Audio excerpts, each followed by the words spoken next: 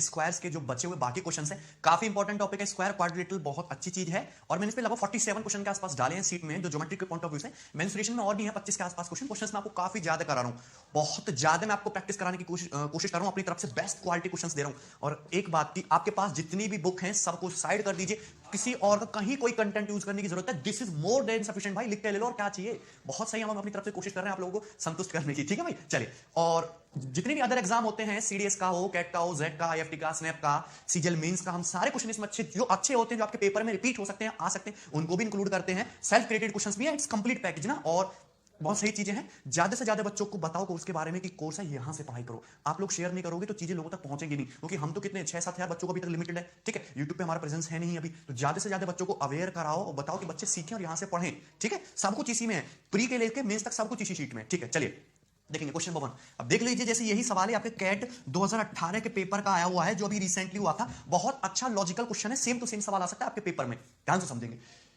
Points E, F, G, H lie on the side AB, BC, CD and DA respectively of a square ABCD, ठीक है। If E, F, G, H is also a square whose area is 62.5% of that of ABCD and CG is longer than EB, then what is the ratio of length of EB to that of CG? देखिए ध्यान से, देखिए बहुत आसान सवाल है, इसमें कोई ऐसी कोई कठिन बात है ही नहीं, ध्यान से समझना। सपोज आपके पास एक स्क्वायर है ABCD, आपके पास एक वर्ग है ABCD, ध्यान समझना, मैं आपको बहुत डिटेल में समझाऊंगा। ABCD, अब इसके चारों side AB, BC, CD, DA पे पॉइंट्स हैं EF, GH, इस तरीके से कि EF, GH भी एक स्क्वायर है। CG is longer than EB, ये बोला है। अब इसके ऊपर जो स्क्वायर बनेंगे इसके अंदर, उसकी भी चारों भुजाएं बराबर होंगी। अब G पॉइंट जो आएगा वो आपका साइड CD पे आएगा, और CG बड़ा होना चाहिए EB से, यानी कि G यहां पे होना चाहिए कहीं, क्लियर है कि नहीं। अच्छा, ये G हो गया, तो यानी कि ये इस तरीके से आपका CG बनेगा, EFGH। ध्यान से देखना, तो फिर स्क्वायर बनेगा कैसे, ये आपका स्क्वायर बनना चाहिए, ये इस तरीके से आपका एक स्क्वायर बनना चाहिए इसके अंदर, ठीक है। थोड़ा सा एक गड़बड़ हो गया, यस। ये स्क्वायर आपका कुछ इस तरीके से बनेगा, और स्क्वायर इसके अंदर बनाना ये भी एक आर्ट है, क्योंकि आपको दिखना चाहिए कि साइड AB पे पॉइंट होगा E, और EB की लेंथ को छोटा रखना है, इसलिए मैंने E को उधर लिया। भाई स्क्वायर है, इस तरीके से बनाना पड़ेगा कि EFG ABCD पर आए, EB की लेंथ को छोटा रखना है, इसलिए मैंने E को इधर लिया। F इधर आएगा, G इधर होगा, H इधर होगा। आप देख सकते हैं कि CG की जो लेंथ है वो बड़ी है EB से। EFGH भी एक स्क्वायर है, ये चारों लेंथ क्या होंगी, आपस में इक्वल होंगी। चारों लेंथ क्या होनी चाहिए, आपस में इक्वल होना चाहिए। कोई डाउट है इसमें किसी को, एनीबॉडी, किसी को कोई समस्या? आप देख सकते हैं। What is the ratio of length of EB to CG, EB से CG का क्या रेशियो है, ये आपसे पूछा है। EB से CG का क्या अनुपात है, ये आपसे पूछा है। देखिए बहुत आसान सवाल है, कुछ भी नहीं है। पहली बात, आपको EB छोटा लेना था, तो आपने E पॉइंट को इधर लिया, AE को बड़ा कर दिया। अब ये मैंने छोटा लिया, तो ये सेगमेंट बड़ा, फिर ये छोटा, फिर ये बड़ा, फिर ये छोटा, फिर ये बड़ा, फिर ये छोटा, फिर ये बड़ा, इसी ऑर्डर में चीजें चलनी है। यहां पे जो दोनों स्क्वायर दिखाए गए हैं वो क्या है, आपके EFGH और ABCD दोनों स्क्वायर दिखाए गए। आपको कॉर्नर पे 4 राइट एंगल ट्रायंगल दिख रहे हैं, 1 2 3 4, चारों के चारों राइट एंगल ट्रायंगल कॉन्ग्रुएंट होने चाहिए, सर्वांग सम है, क्योंकि चारों राइट एंगल ट्रायंगल है, ये 90, ये 90, ये 90 और ये 90, क्लियर है। ये स्क्वायर की चारों साइड, ये HE, EF, FG और ये GH, चारों के चारों साइड क्या है, इक्वल है कि नहीं। तो आपको पता होना चाहिए कि GC की लेंथ और GC की लेंथ बराबर होगी आपकी HD की लेंथ के बराबर, ये AE की लेंथ के बराबर, FB की लेंथ के, सभी को पता है। आपको पता होना चाहिए कि जो DG की लेंथ है ये इक्वल होगी आपकी, ये जो CF की लेंथ है, आपकी जो EB की लेंथ है, और आपकी ये जो AH की लेंथ है, इसके, क्लियर है। चारों के चारों राइट एंगल ट्रायंगल क्या है, आपके कॉन्ग्रुएंट है। आपसे इसमें पूछा है EB से ये जो CG है इसका रेशियो क्या है, ध्यान से समझना, बहुत ही आसान सवाल है, आपको स्टेप बाय स्टेप करते जाना है। अच्छा, जो लेंथ EB की है वही लेंथ CF की, मैंने ये मान लिया कि सपोज ये आपका 1 है, ये क्या है आपका 1 यूनिट, ये भी क्या हो जाएगा आपका 1 यूनिट, ये भी क्या हो गया आपका 1 यूनिट, ये भी क्या हो गया आपका 1 यूनिट। सिंपल सी बात समझिए, ये भी क्या हो गया आपका 1 यूनिट, ठीक है। मैंने GC को मान लिया ये आपका X है, मैंने GC को क्या मान लिया आपका X है। मैं 2 वेरिएबल मानने की बजाय मैं हमेशा एक ही वेरिएबल में प्ले करने की कोशिश करता हूं। आपने इस साइड को फिक्स कर दिया, ये 1 है, ये भी 1 हो जाएगा, ये भी 1 हो जाएगा, ये भी 1 हो जाएगा, ये भी आपका X हो जाएगा, और ये भी आपका X होगा, ये भी X होगा, ये भी X होगा, ये भी X होगा। नाउ अगर मैं बड़े वाले स्क्वायर ABCD के एरिया की बात करूं, तो उसकी साइड है 1 + x, क्या है साइड, CD है क्या, 1 + x, तो ये हो गया ABCD स्क्वायर का एरिया, यानी कि 1 + x का होल स्क्वायर। कितना हो गया, 1 + x का होल स्क्वायर। कोई समस्या इसमें, कितना हो गया आपका 1 + x का होल स्क्वायर, ठीक है। अगर मैं HEFG स्क्वायर के एरिया की बात करूं, देखिए ये साइड है 1, ये साइड है 1, ये साइड है x, तो ये कितनी साइड हो जाएगी, √1 + x स्क्वायर। पाइथागोरस से कितना होगा, √1 + x स्क्वायर। ये साइड 1 है, ये साइड x है, तो ये साइड कितनी जाएगी आपकी, √1 + x स्क्वायर। मतलब स्क्वायर EFGH जो है इसकी साइड है कितनी, √1 + x स्क्वायर। उसका भी स्क्वायर करेंगे तो EFGH स्क्वायर का एरिया आ गया 1 + x स्क्वायर। तो ये आपके स्क्वायर ABCD और ये आपके स्क्वायर EFGH के एरिया का रेशियो है। आप देख सकते हैं अगर ये साइड 1 है, ये साइड x है, तो ये under root 1 plus x square होगा, साइड होगी, उसका स्क्वायर करेंगे तभी तो एरिया आएगा 1 प्लस एक्स स्क्वायर। आप देख सकते हैं बहुत आसान बात है। ये कॉम्बिनेशन आपको समझ में आना चाहिए कि कभी भी किसी स्क्वायर के अंदर, ये बात आपको पता होनी चाहिए, कभी भी किसी स्क्वायर के अंदर आप एक स्क्वायर बनाने की कोशिश करोगे, वो भी इस तरीके से कि उस स्क्वायर के चारों पॉइंट स्क्वायर के तरीके से हो, साइड्स पे हो, तो हमेशा यही कॉम्बिनेशन बनेगा, चार राइट एंगल ट्रायंगल मिलेंगे जो हमेशा कॉन्ग्रुएंट होंगे अल्टरनेट ऑर्डर में। बात समझ में आई आपको? आपसे रेशियो पूछा तो इस तरीके से आपने अरेंजमेंट कर लिया। क्वेश्चन में बताया गया है कि EFGH का जो एरिया है वो 62.5% है ABCD के एरिया का। सभी को पता है 62.5% की फ्रैक्शन वैल्यू कितनी होती है? 5/8। कितनी होती है? 5/8। 62.5% की फ्रैक्शन वैल्यू कितनी होती है? 5/8। 62.5% की फ्रैक्शन वैल्यू कितनी होती है भाई? आपकी 5/8। ये बात सभी को पता है। अगर आप यहां पे ध्यान से देखोगे कि यदि स्क्वायर ABCD का एरिया आपका 8 यूनिट है तो EFGH का एरिया आपका 5 यूनिट होना चाहिए। यही तो रेशियो है, यही तो रेशियो है। अब बताइए इसमें किसी को कोई समस्या है, कोई डाउट है किसी को? इजी है चीजें, ठीक है। चलिए तो यहां पे आप इसको इस तरीके से अरेंज कर सकते थे। अच्छा 1 प्लस एक्स स्क्वायर क्या होता है? 1 plus x square plus 2x multiply करोगे तो 5x square plus 10x plus 5 ये हो जाएगा बराबर 8 प्लस 8x स्क्वायर, ये आएगा 8 प्लस 8x स्क्वायर। इसको इधर ले आएंगे तो 8x square plus 5x square 3x square, 10x इधर जाके माइनस का 10x और प्लस का 3 बराबर 0। ये आपके क्वाड्रेटिक इक्वेशन आ गई 3x square minus 10x plus 3 बराबर 0। ये क्वाड्रेटिक इक्वेशन। यदि आप इसको सिंप्लीफाई करोगे तो आपकी x की दो वैल्यू आएंगी, सभी को पता है, एक तो 3, एक 1/3। क्वाड्रेटिक इक्वेशन सॉल्व करना सबको आता है। 3 3 9, तो 9 3 3 9 होता है ना, तो यहाँ पे 9x और x करके लिखोगे तो दो आएंगे, एक तो 3 और एक कितनी आएगी आपकी 1/3। क्लियर है? कोई डाउट इसमें? 3 और 1/3। 1/3 आप ले नहीं सकते क्योंकि ये आपका x छोटा हो जाएगा, आपको x की वैल्यू 1 बड़ी लेनी ना, तो x कितना होगा आपका 3। x 3 है, ये आपका 1 है, तो आपसे पूछा क्या इसमें? आपसे पूछा था इसमें EB से CG का रेशियो। EB से CG का रेशियो, तो EB कितना है 1 यूनिट और CG कितना निकाला है मैंने 3 यूनिट, तो EB से CG का अनुपात कितना आ गया आपका 1:3। वो डाउट इसमें EB से CG का अनुपात कितना आ गया आपका 1:3। क्लियर? कोई डाउट किसी को? कोई समस्या इसमें? से बहुत ही आसान, इजी और कंसेप्चुअल सवाल था ये, ठीक है, समझ सकते हैं आप इसको। EB से CG का रेशियो कितना है 1:3। आपको ये अरेंजमेंट पता होना चाहिए कि स्क्वायर ABCD के अंदर जब आप स्क्वायर बनाओगे तो इस तरीके से चार राइट एंगल ट्रायंगल बनते हैं जो कॉन्ग्रुएंट होते हैं। इसको आपने 1 मान लिया, ये x हो गया, इसका area under root 1 plus x square. Simple सा रिलेशन दे रखा था, x की वैल्यू आ गई, बात खत्म, ठीक है। चलिए एक ही लाइन का क्वेश्चन था, आगे बढ़ेंगे। नेक्स्ट सवाल क्वेश्चन नंबर 21। अच्छा क्वेश्चन है, ध्यान से समझना। In the given figure PQRSEG square if angle STR 90 है, एक स्क्वायर है, स्क्वायर की साइड SR पे राइट एंगल ट्रायंगल बनाया गया है, क्योंकि एंगल STR आपको कितना बताया गया 90 डिग्री। Angle STR 90। RT की वैल्यू कितनी बताई गई है आपकी 8। Find the area of shaded reason. Shaded region मतलब ट्रायंगल QRT, त्रिभुज QRT का एरिया क्या है? क्लियर है भाई? अब कैसे? यदि यहां पे मैं स्क्वायर की साइड को थोड़ी देर के लिए स्मॉल a मान लेता हूं, स्मॉल a, ये एंगल कितना है स्क्वायर का 90 डिग्री, और ये एंगल मैंने अपनी मर्जी से मान लिया थीटा। ये मान लिया मैंने अपनी मर्जी से थीटा, कितना मान लिया हमने थीटा। आप समझ सकते हैं ये एंगल कितना हो गया 90, ये मैंने कितना मान लिया आपका थीटा। क्लियर है? अगर मैं ट्रायंगल QRT के एरिया की बात करूं तो ट्रायंगल QRT का एरिया कितना होगा 1/2 साइड का प्रोडक्ट, उनके बीच के एंगल का साइन 1/2 a into 8, उनके बीच के एंगल का साइन यानी कि साइन 90 प्लस थीटा। यही होगा भाई, यही होगा साइन 90 प्लस थीटा। सभी को पता है कितना होता है कॉस थीटा। कॉस थीटा ऐसा मैं क्यों करता हूं? मैंने आपको बहुत सारे एग्जांपल ऐसे कराए जिसमें मैं ये चीज थीटा मान के करता हूं, क्योंकि थीटा को मैं राइट एंगल ट्रायंगल SRT से इजीली कैलकुलेट कर सकता हूं। साइन थीटा कॉस थीटा चाहे कुछ भी हो, SRT मुझे राइट एंगल ट्रायंगल दिखता है, उसमें मैं SRT आसानी से कैलकुलेट कर सकता हूं ये एंगल थीटा के बारे में। तो अगर ये तुम्हारा ये आ गया 1/2 a into 8 cos थीटा, ठीक है भाई। अच्छा अगर मैं ट्रायंगल SRT को देखूं तो राइट एंगल ट्रायंगल 90 डिग्री है। यदि मैं cos थीटा की बात करूं राइट एंगल ट्रायंगल SRT से, तो थीटा के सामने इस एंगल थीटा के लिए cos थीटा क्या था? बेस बटे हाइपोटेनस। एंगल थीटा के लिए बेस क्या है आपका 8, हाइपोटेनस 90 के सामने स्क्वायर की साइड SR a ही तो है, स्क्वायर की साइड a ही तो है। सिंपल सा रख दिया यहाँ पे 8/a, a से a कट गया, आंसर कितना आ गया 32। आंसर आ गया आपका 32 सेंटीमीटर स्क्वायर, यानी कि फर्स्ट ऑप्शन आपका करेक्ट आंसर होगा। इस तरीके से क्वेश्चन को एक लाइन में खत्म कर सकते थे, ठीक है। और भी बहुत सारे मेथड होंगे इन सवालों को करने के, ऐसी बात नहीं है, ठीक है। इसको जो समझ में आता है वो वैसे करें, लेकिन जल्दी अप्रोच होना चाहिए, बेस्ट अप्रोच होना चाहिए जो आपको पसंद आए, ठीक है। क्वेश्चन नंबर 22 आसान सवाल है, बच्चे ने डाउट में पूछा था हमसे क्लास में। PQRSEG square find the ratio of shaded square area to shaded square area B. तो PQRSEG स्क्वायर है, उसका एक डायगोनल खींचा गया SQ, तो ये राइट एंगल ट्रायंगल बन गए दोनों SRQ, दो राइट एंगल ट्रायंगल बन गए। दोनों राइट एंगल ट्रायंगल के अंदर फिर से एक स्क्वायर डाल दिया, square A square B, square A square B डाल दिया, स्क्वायर A स्क्वायर B। कोई डाउट इसमें? आपसे इन दोनों के एरिया का रेशियो पूछा है कि A से B का अनुपात क्या है, यही पूछा है आपसे।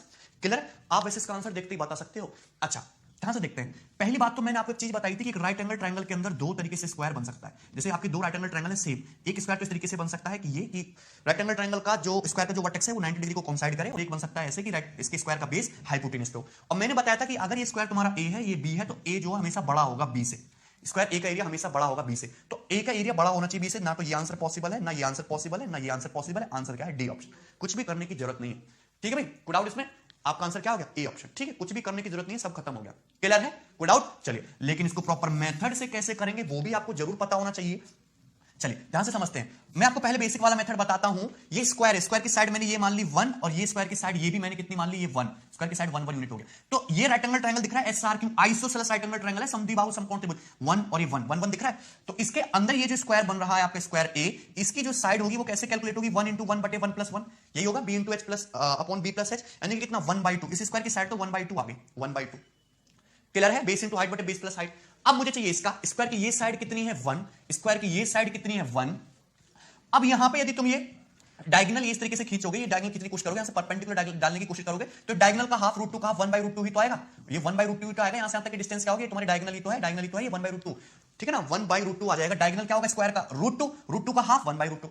अब ये ट्रायंगल है पीएस क्यू, इसका बेस है ये S Q, base S Q पे हाइट है 1/2। तो ये जो स्क्वायर है स्क्वायर बी, इसकी साइड कितनी होगी? बी की साइड आराम से निकाल सकते हो। ये आप देख सकते हैं, ये 1 है, ये 1 है, इस पे ये जो होगा 1/2 ही तो होगा। बी की साइड बहुत आसानी से निकल जाएगी। बेस √2, हाइट है उस पे 1/2 अपॉन बेस प्लस हाइट, यानी कि √2 प्लस 1/2, यानी कि 3/√2। √2 से √2 खत्म, कितना गया? √2/3।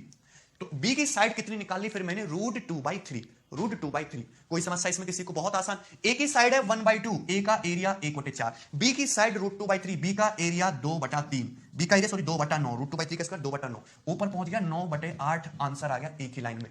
क्लियर है? कोई समस्या इसमें किसी को? बहुत आसान सी चीजें हैं। ठीक, चलिए, कोई डाउट इसमें? चलो अब इसका दूसरा मेथड भी देखते हैं, और कोई बहुत ज्यादा फर्क है, कोई बहुत ज्यादा नई चीज नहीं है। सीधा वर्बली सोच सकते थे कि दोनों आइसोसेलेस राइट एंगल ट्रायंगल है, और इस तरीके से ये क्या हो जाएगा? बड़े स्क्वायर का डायगोनल, ये हो जाएगा डायगोनल।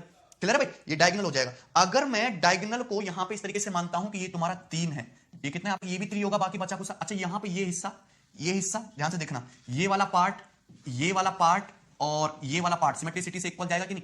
आप यहां पे देखेंगे इस फिगर बना हुआ नहीं है, ठीक है, सही से नहीं बना है फिगर, थोड़ा सा अगर देखेंगे तो ये भी 1 हो जाएगा, ये भी 1 हो जाएगा, ये भी 1 हो जाएगा। मतलब इसकी साइड कितनी आ जाएगी? 2। कितनी हो जाएगी? 2। ध्यान से देखिए, due to symmetricity right angle isosceles triangle है भाई। यहां से यहां तक तुम्हारा कितना है? 2 3 है, तो ये पूरा कितना हो जाएगा? 1। ये यहां से यहां तक ये भी कितना जाएगा? आपका 1 जाएगा, ये कितना हो जाएगा? 2। तो ये पूरा इस स्क्वायर की साइड हो जाएगी आपकी 2। इसका डायगोनल 3 है, अगर डायगोनल 3 है तो साइड 3/√2 होगी। साइड कितनी होगी? 3/√2। और क्वेश्चन खत्म। 3/√2 का स्क्वायर कितना हो गया तुम्हारा? 9/2। इसकी साइड कितनी है? 2। 2 का स्क्वायर 4। क्या गया? एरिया का रेशियो 9/8। ऐसे भी कर सकते थे, कैसे भी कर लो, जैसे दिमाग में आए। क्वेश्चन होना चाहिए बस 15-20 सेकंड के अंदर अंदर। ठीक है, आगे बढ़ेंगे। नेक्स्ट सवाल, क्वेश्चन नंबर 23। देखिए बहुत बढ़िया चीज है, ध्यान से समझना है आपको। PQRS is a square with area of 1664 unit. आपके पास PQRS एक वर्ग दिया है जिसका एरिया है 1664 square unit. A B C D are points on the given sides. A B C D जो है साइड पे पॉइंट्स दे रखे हैं आपको इस तरीके से, और क्वेश्चन में बोला है कि पीसी की जो लेंथ है वो आपकी बी क्यू के बराबर है। दैट मींस बी क्यू के बराबर है, ए आर के बराबर है, डीएस के बराबर। और आल्सो गिवन दैट 5 क्यूबी बराबर 3 बीआर, यानी कि क्यूबी से बीआर का जो रेशियो है वो कितना है? 3/5। क्यूबी से बीआर का रेशियो कितना है? 3/5। What is the area of unshaded region? Unshaded region का एरिया पूछा है, ध्यान से समझना। क्यूबी किधर है भाई? क्यूबी ये रहा तुम्हारा 3। बीआर कितना है भाई? बीआर ये रहा 5। अगर क्यूबी 3 यूनिट है तो बीआर तुम्हारा 5 यूनिट है। क्यूबी यदि 3 यूनिट है तो बीआर तुम्हारा 5 यूनिट है। ठीक है, अगर ये 3 यूनिट है तो ये साइड भी 3 होना चाहिए, ये भी 3 यूनिट होना चाहिए, ये भी 3 यूनिट होना चाहिए। अगर ये 5 है तो ये भी 5 यूनिट होना चाहिए, ये भी 5 यूनिट होना चाहिए। समझ सकते हैं? ये भी 5 यूनिट होना चाहिए, ये भी 5 यूनिट होना चाहिए। क्लियर है भाई ना? अब ध्यान से समझना, बहुत ही इंपॉर्टेंट चीज है। अनशेडेड रीजन चाहिए। अगर मैं यहां से सी से डी को मिला दूं और बी से ए को मिला दूं, ऐसे मिला सकते हैं? कोई कहता है कि किसी को बी से ए को मिला दो। ठीक है, तो ये तुम्हारा ए बी सी डी भी क्या बन जाएगा? एक स्क्वायर बन जाएगा। ए बी सी डी भी क्या बन जाएगा? एक स्क्वायर बन जाएगा। क्लियर है कि नहीं? ए बी सी डी भी क्या बनेगा? एक स्क्वायर बनेगा। क्लियर है? इसमें किसी को कोई डाउट तो नहीं है? 3 5 3 5 3 5 3 5 चारों जो ट्रायंगल बन रहे हैं कॉर्नर पे राइट एंगल ट्रायंगल कैसे? कॉन्ग्रुएंट सर्वांग राइट एंगल ट्रायंगल है, और हमेशा इस तरीके से ये जो कॉम्बिनेशन बनेगा एबीसीडी, ये क्या बनेगा? हमेशा एक स्क्वायर होगा, एक वर्ग होगा। ये बात आपको पता होनी चाहिए। ये 3 यूनिट है, ये 3 यूनिट है, तो ये 5 यूनिट बचेगा ऑब्वियसली। ये भी 5 बचेगा, ये भी 5 बचेगा, ये भी 5 बचेगा। एबीसीडी क्या बनेगा? हमेशा एक स्क्वायर होगा। ऐसा क्यों होगा ये भी मैं आपको बता देता हूं कि सपोज आप इस एंगल को थीटा मान लीजिए, तो ये एंगल भी आपका थीटा होगा, ये एंगल भी तो आपका थीटा होगा। अरे दोनों कॉन्ग्रुएंट ट्रायंगल है भाई, करस्पॉन्डिंग एंगल इक्वल इक्वल होंगे। ये थीटा, ये 90 है, तो ये एंगल कितना है? 90 माइनस थीटा। ये 90 माइनस थीटा, ये थीटा, तो बीच वाला एंगल 90 डिग्री का बचा। बीच वाला एंगल 90 डिग्री का बचा, ये 90 है। सिमिलरली ये भी 90 आएगा, ये भी 90 आ जाएगा, ये भी 90 आ जाएगा। ईच एंगल 90 90 आ जाएगा, तो एबीसीडी क्यों क्या हो जाएगा? स्क्वायर हो जाएगा। इस वजह से होता है ये थीटा, ये 90 90 माइनस थीटा, ये थीटा, तो बीच वाला एंगल 90 बचा ना, तो ये 90। इसी तरीके से चारों एंगल 90 आ जाएंगे आपके, तो 90 आ जाएंगे। साइड बीसी ए बी और ये एडी और ये डीसी तो बराबर होगा, तो ये क्या बन जाएगा? फिर स्क्वायर बन जाएगा। अगर ये स्क्वायर बन गया, अब ध्यान से समझना, स्क्वायर ये जो है आपका PQRS, इसकी साइड 3 + 5 8 यूनिट है। कितनी है इसकी साइड? 8 यूनिट। अगर साइड 8 यूनिट है तो एरिया कितना होगा? 64 यूनिट। तो 64 यूनिट एरिया की वैल्यू क्वेश्चन में कितनी बता रखी है? 1664 सेंटीमीटर स्क्वायर, ये बता रखी है ना। दूसरी बात ध्यान से समझना, ये है तुम्हारा 5, ये है तुम्हारा 3, ये 5 है, ये 3 है। तो साइड बीसी की वैल्यू कितनी होगी? साइड बीसी की वैल्यू होगी 25 plus 9 under root 34। Side BC की वैल्यू अंडर रूट 34 होगी। साइड बीसी की वैल्यू कितनी होगी? Under root 34। ध्यान से समझना, साइड बीसी की वैल्यू कितनी होगी? Under root 34। बीसी की वैल्यू 34, एबी 34, एडी भी 34, सीडी भी 34, अंडर रूट 34। अगर अंडर रूट 34 यूनिट होगी तो ये जो एबीसीडी स्क्वायर है इसका एरिया होगा कितना? 34।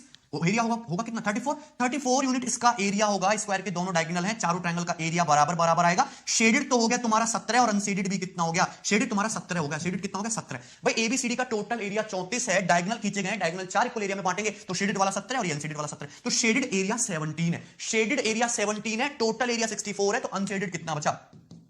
अनशेडेड बचा आपका 47। अनशेडेड कितना बचा? 47। अनशेडेड एरिया कितना बचा? 47 स्क्वायर यूनिट। भाई ये तुम्हारा 34 यूनिट है, शेडेड वाला 17 है, तो अनशेडेड ये कितना बचा? इसके अंदर 17। अगर शेडेड 17 है, पूरा पी क्यू आर एस तुम्हारा कितना है? 64। तो 64 में से 17 को घटाइए तो ये जितना भी अनशेडेड आपको दिख रहा है 47 यूनिट हो गया। 64 के लिए 1664, तो एक यूनिट की वैल्यू कितने के बराबर होगी? 1664 बटे 64। और आपको कितने की वैल्यू निकालनी है? 47 यूनिट की वैल्यू निकालनी है, तो 47 यूनिट की वैल्यू कितनी हो जाएगी? Multiply by 47। क्लियर है? कोई डाउट इसमें? मात्र आपको यदि कंसेप्ट क्लियर है तो 20 सेकंड लगेगा क्वेश्चन को सॉल्व करने में, कुछ भी नहीं है। ठीक है, 16 से 4 बार जाएगा, 16 चौका 64 और ये 4 से कितना? 4 दूनी 8, 4 6 24, 26 इंटू 47। यूनिट डिजिट आपका 2 होना चाहिए, मतलब काफी आएगा, बड़ा भी 1222 आंसर हो जाएगा ना। क्लियर है?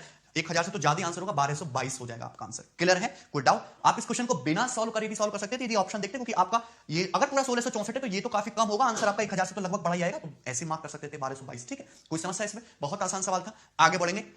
यस, क्वेश्चन नंबर 24 बहुत बढ़िया प्री लेवल का आसान क्वेश्चन है, ध्यान से समझना। In the given figure A B बराबर ए डी बराबर डी एन। ये आपके पास एक स्क्वायर है, 90 90 होगा, क्योंकि ए बी और ए डी बराबर है, ये दोनों बराबर है, तो स्क्वायर बन गया। और डीएनबी इतना ही है। ठीक है, ABCD is a square and area of triangle PBA. PBA का एरिया 5, पीसीई का area 4। Find the area of shaded region. देखते ही शेडेड रीजन का आंसर बता सकते हो। शेडेड रीजन हो जाएगा 5 + 4 9। शेडेड रीजन हो जाएगा आपका 9। कैसे? ध्यान से समझना। आप यदि स्क्वायर की साइड को थोड़ी देर के लिए स्मॉल ए मान लो, स्क्वायर की साइड को मैंने स्मॉल ए मान लिया, तो ये स्मॉल है, तो डीएन भी स्मॉल ए होगा, क्योंकि स्क्वायर की साइड और डीएन बराबर है। अगर मैं स्क्वायर के एरिया की बात करूं तो स्क्वायर की साइड ए है, स्क्वायर का एरिया होगा ए स्क्वायर। यदि मैं ट्रायंगल स्क्वायर का एरिया कितना हो जाएगा आपका? ए स्क्वायर। यदि मैं ट्रायंगल कौन सा? एपीएन, ट्रायंगल एपीएन के एरिया की बात करूं, ट्रायंगल एपीएन, तो ट्रायंगल एपीएन का कितना होगा एरिया? 1/2। बेस कितना हो गया तुम्हारा? बेस कितना हो गया? 2 है, a + a 2 है। और हाइट कितनी होगी इस ट्रायंगल की? सामने वाले वर्टेक्स से परपेंडिकुलर, यानी कि हाइट तो यही होगी, स्क्वायर की साइड के बराबर ए हो गया। क्लियर है? 2 से 2 कट गया, कितना का ट्रायंगल एपीएन का एरिया? Small A square. यानी कि स्क्वायर का एरिया, इस square A B C D का एरिया और ट्रायंगल एपीएन का एरिया, ट्रायंगल एपीएन का एरिया इक्वल है। एरिया इक्वल है दोनों का क्षेत्रफल मैंने बराबर निकाल दिया, प्रूफ भी करके दिखाया। अगर एरिया इक्वल है तो ध्यान से देखना, ये वाला एरिया स्क्वायर में और ट्रायंगल एपीएन दोनों में कॉमन है। ये वाला एरिया दोनों में कॉमन है। अगर ये वाला एरिया दोनों में कॉमन है तो स्क्वायर का बाकी बचा खुचा एरिया ट्रायंगल के बचे खुचे एरिया के बराबर होना चाहिए। स्क्वायर का बचा खुचा एरिया 9, तो ये ट्रायंगल का एरिया ईडीएन का ये भी कितना हो जाएगा आपका? 9। बात खत्म। क्लियर? कोई समस्या इसमें किसी को? बहुत आसान सवाल था। Next question number 25। Question number 25 को देखेंगे ध्यान से। In the given figure A B C D B E F G are square of side 8 centimetre and 6 centimetre. मतलब दोनों स्क्वायर है, छोटू स्क्वायर की साइड तो है आपकी 6 सेंटीमीटर, तो ये भी 6 सेंटीमीटर हो जाएगा। और ये जो बड़ा स्क्वायर है इसकी साइड है 8 सेंटीमीटर, तो ये यहां से आता कंप्लीट 8 है, तो ये कितना बचेगा आपका? 2 सेंटीमीटर। और ये कितना है आपका? 6 सेंटीमीटर। ठीक है भाई, चलिए find the area of shaded reason. ये आपके मेंस 2017 के पेपर का पूछा हुआ सवाल है और अच्छा क्वेश्चन है। ठीक है, चलिए अगर ध्यान से देखो, आपको शेडेड रीजन पूछा है। शेडेड रीजन कैसे निकालोगे? बहुत सारे तरीके हो सकते हैं, सब सिंपलेस्ट अप्रोच में बताता हूं। यदि मैं डी से एफ को इस तरीके से मिला दूं, तो जो एरिया डीएफ के नीचे है वही एरिया डीएफ के ऊपर है, जो एरिया लाइन डीएफ के नीचे है वही एरिया लाइन डीएफ के ऊपर है। यदि मैं ट्रायंगल डीएफई, त्रिभुज डीएफई के एरिया की बात करूं तो त्रिभुज डीएफई का एरिया कितना होगा? 1/2। बेस कितना है आपका? 6। बेस कितना है इस ट्रायंगल डीएफई का? बेस ईएफ मैंने मान लिया 6। हाइट क्या होगी? सामने वाले वर्टेक्स से परपेंडिकुलर डाली, पर सामने वाले वर्टेक्स से ये जो परपेंडिकुलर है ये तो तुम्हारा 2 ही जाएगा ना। सामने वाले वर्टेक्स से परपेंडिकुलर कितना जाएगा? 2 ही जाएगा ना। तो ये एरिया आ गया आपका ट्रायंगल डीएफई का। ठीक है ना? चलिए इस वाले ट्रायंगल का। ठीक है, ओके, पे जी पॉइंट होना चाहिए। ठीक है, इस वाले ट्रायंगल का डीएफजी का आपको निकालना है पूरा शेड रीजन। तो शेड रीजन निकालने के लिए क्या करना पड़ेगा? Multiply by 2। 2 से 2 कट गया, क्या गया आंसर तुम्हारे? क्लियर? कोई समस्या इसमें किसी को? आंसर क्या? B option. इतनी देर का सवाल था, बहुत ज्यादा डिफिकल्ट था ये। ठीक है, चलिए आगे बढ़ेंगे। नेक्स्ट सवाल क्वेश्चन नंबर 26। क्वेश्चन नंबर 26 को ध्यान से समझना है। पूरा का पूरा कंसेप्ट मैं आपको ऑलरेडी डिस्कस कर चुका हूं। अगर आपको कंसेप्ट याद है तो क्वेश्चन सॉल्व करने में आपको सिर्फ 20-25 सेकंड लगेगा। और याद दिलाना चाहूं तो सेम टू सेम सवाल आपका आईआईएफटी का पेपर जो हुआ था उसमें रिपीट हुआ, डिट्टो क्वेश्चन पहले भी उसी पेपर में आया था। ये सवाल बहुत इंपॉर्टेंट है, हर एग्जाम में आ चुका है। अभी तक एसएससी ने इसको नहीं पूछा, एसएससी आने वाले समय में जरूर पूछेगी। ध्यान से समझना। Question number 26। Okay, let P1 be the circle of radius R। आपके पास एक सर्कल है P1 जिसकी रेडियस R है। A square Q1 is inscribed in P1। वही सर्कल के अंदर स्क्वायर वाला कंसेप्ट है, कंसेप्ट याद है तो 2 सेकंड का सवाल है। उस P1 सर्कल के अंदर एक स्क्वायर बना हुआ है Q1 in P1 such that all the vertices of square Q1 lie on the circumference of P1। Square Q1 की जो वर्टिसेस हैं वो सर्कल पे हैं। एक अनदर सर्कल बना हुआ है P2 Q1 के अंदर, फिर उसके अंदर एक स्क्वायर बना हुआ है, फिर सर्कल फिर स्क्वायर, इस तरीके से चलता जा रहा है। If Sn is the area between Qn and Pn plus 1, यहां से चीज थोड़ी कॉम्प्लेक्स हो जाती है, इसको हम छोटा कर देते हैं, ठीक है। अब समझते हैं कि कहानी है क्या। आपके पास एक सर्कल है, ये हो गया सर्कल, सर्कल है आपका P1, ये बनाया मैंने, देखो ये सर्कल है भाई P1, इसका नाम है P1, ठीक। P1 सर्कल, P1 सर्कल के अंदर हमने बनाया स्क्वायर Q1, P1 सर्कल के अंदर बना हुआ है आपका स्क्वायर Q1। डायग्राम पे फोकस ना करें, भावनाओं को समझें। Q1 स्क्वायर के अंदर बना हुआ है इस तरीके से आपका एक और सर्कल P2, क्या बना हुआ circle P2, P2 circle, P2 circle के अंदर फिर से बना हुआ है एक और स्क्वायर Q2, स्क्वायर क्या बना हुआ है आपका Q2।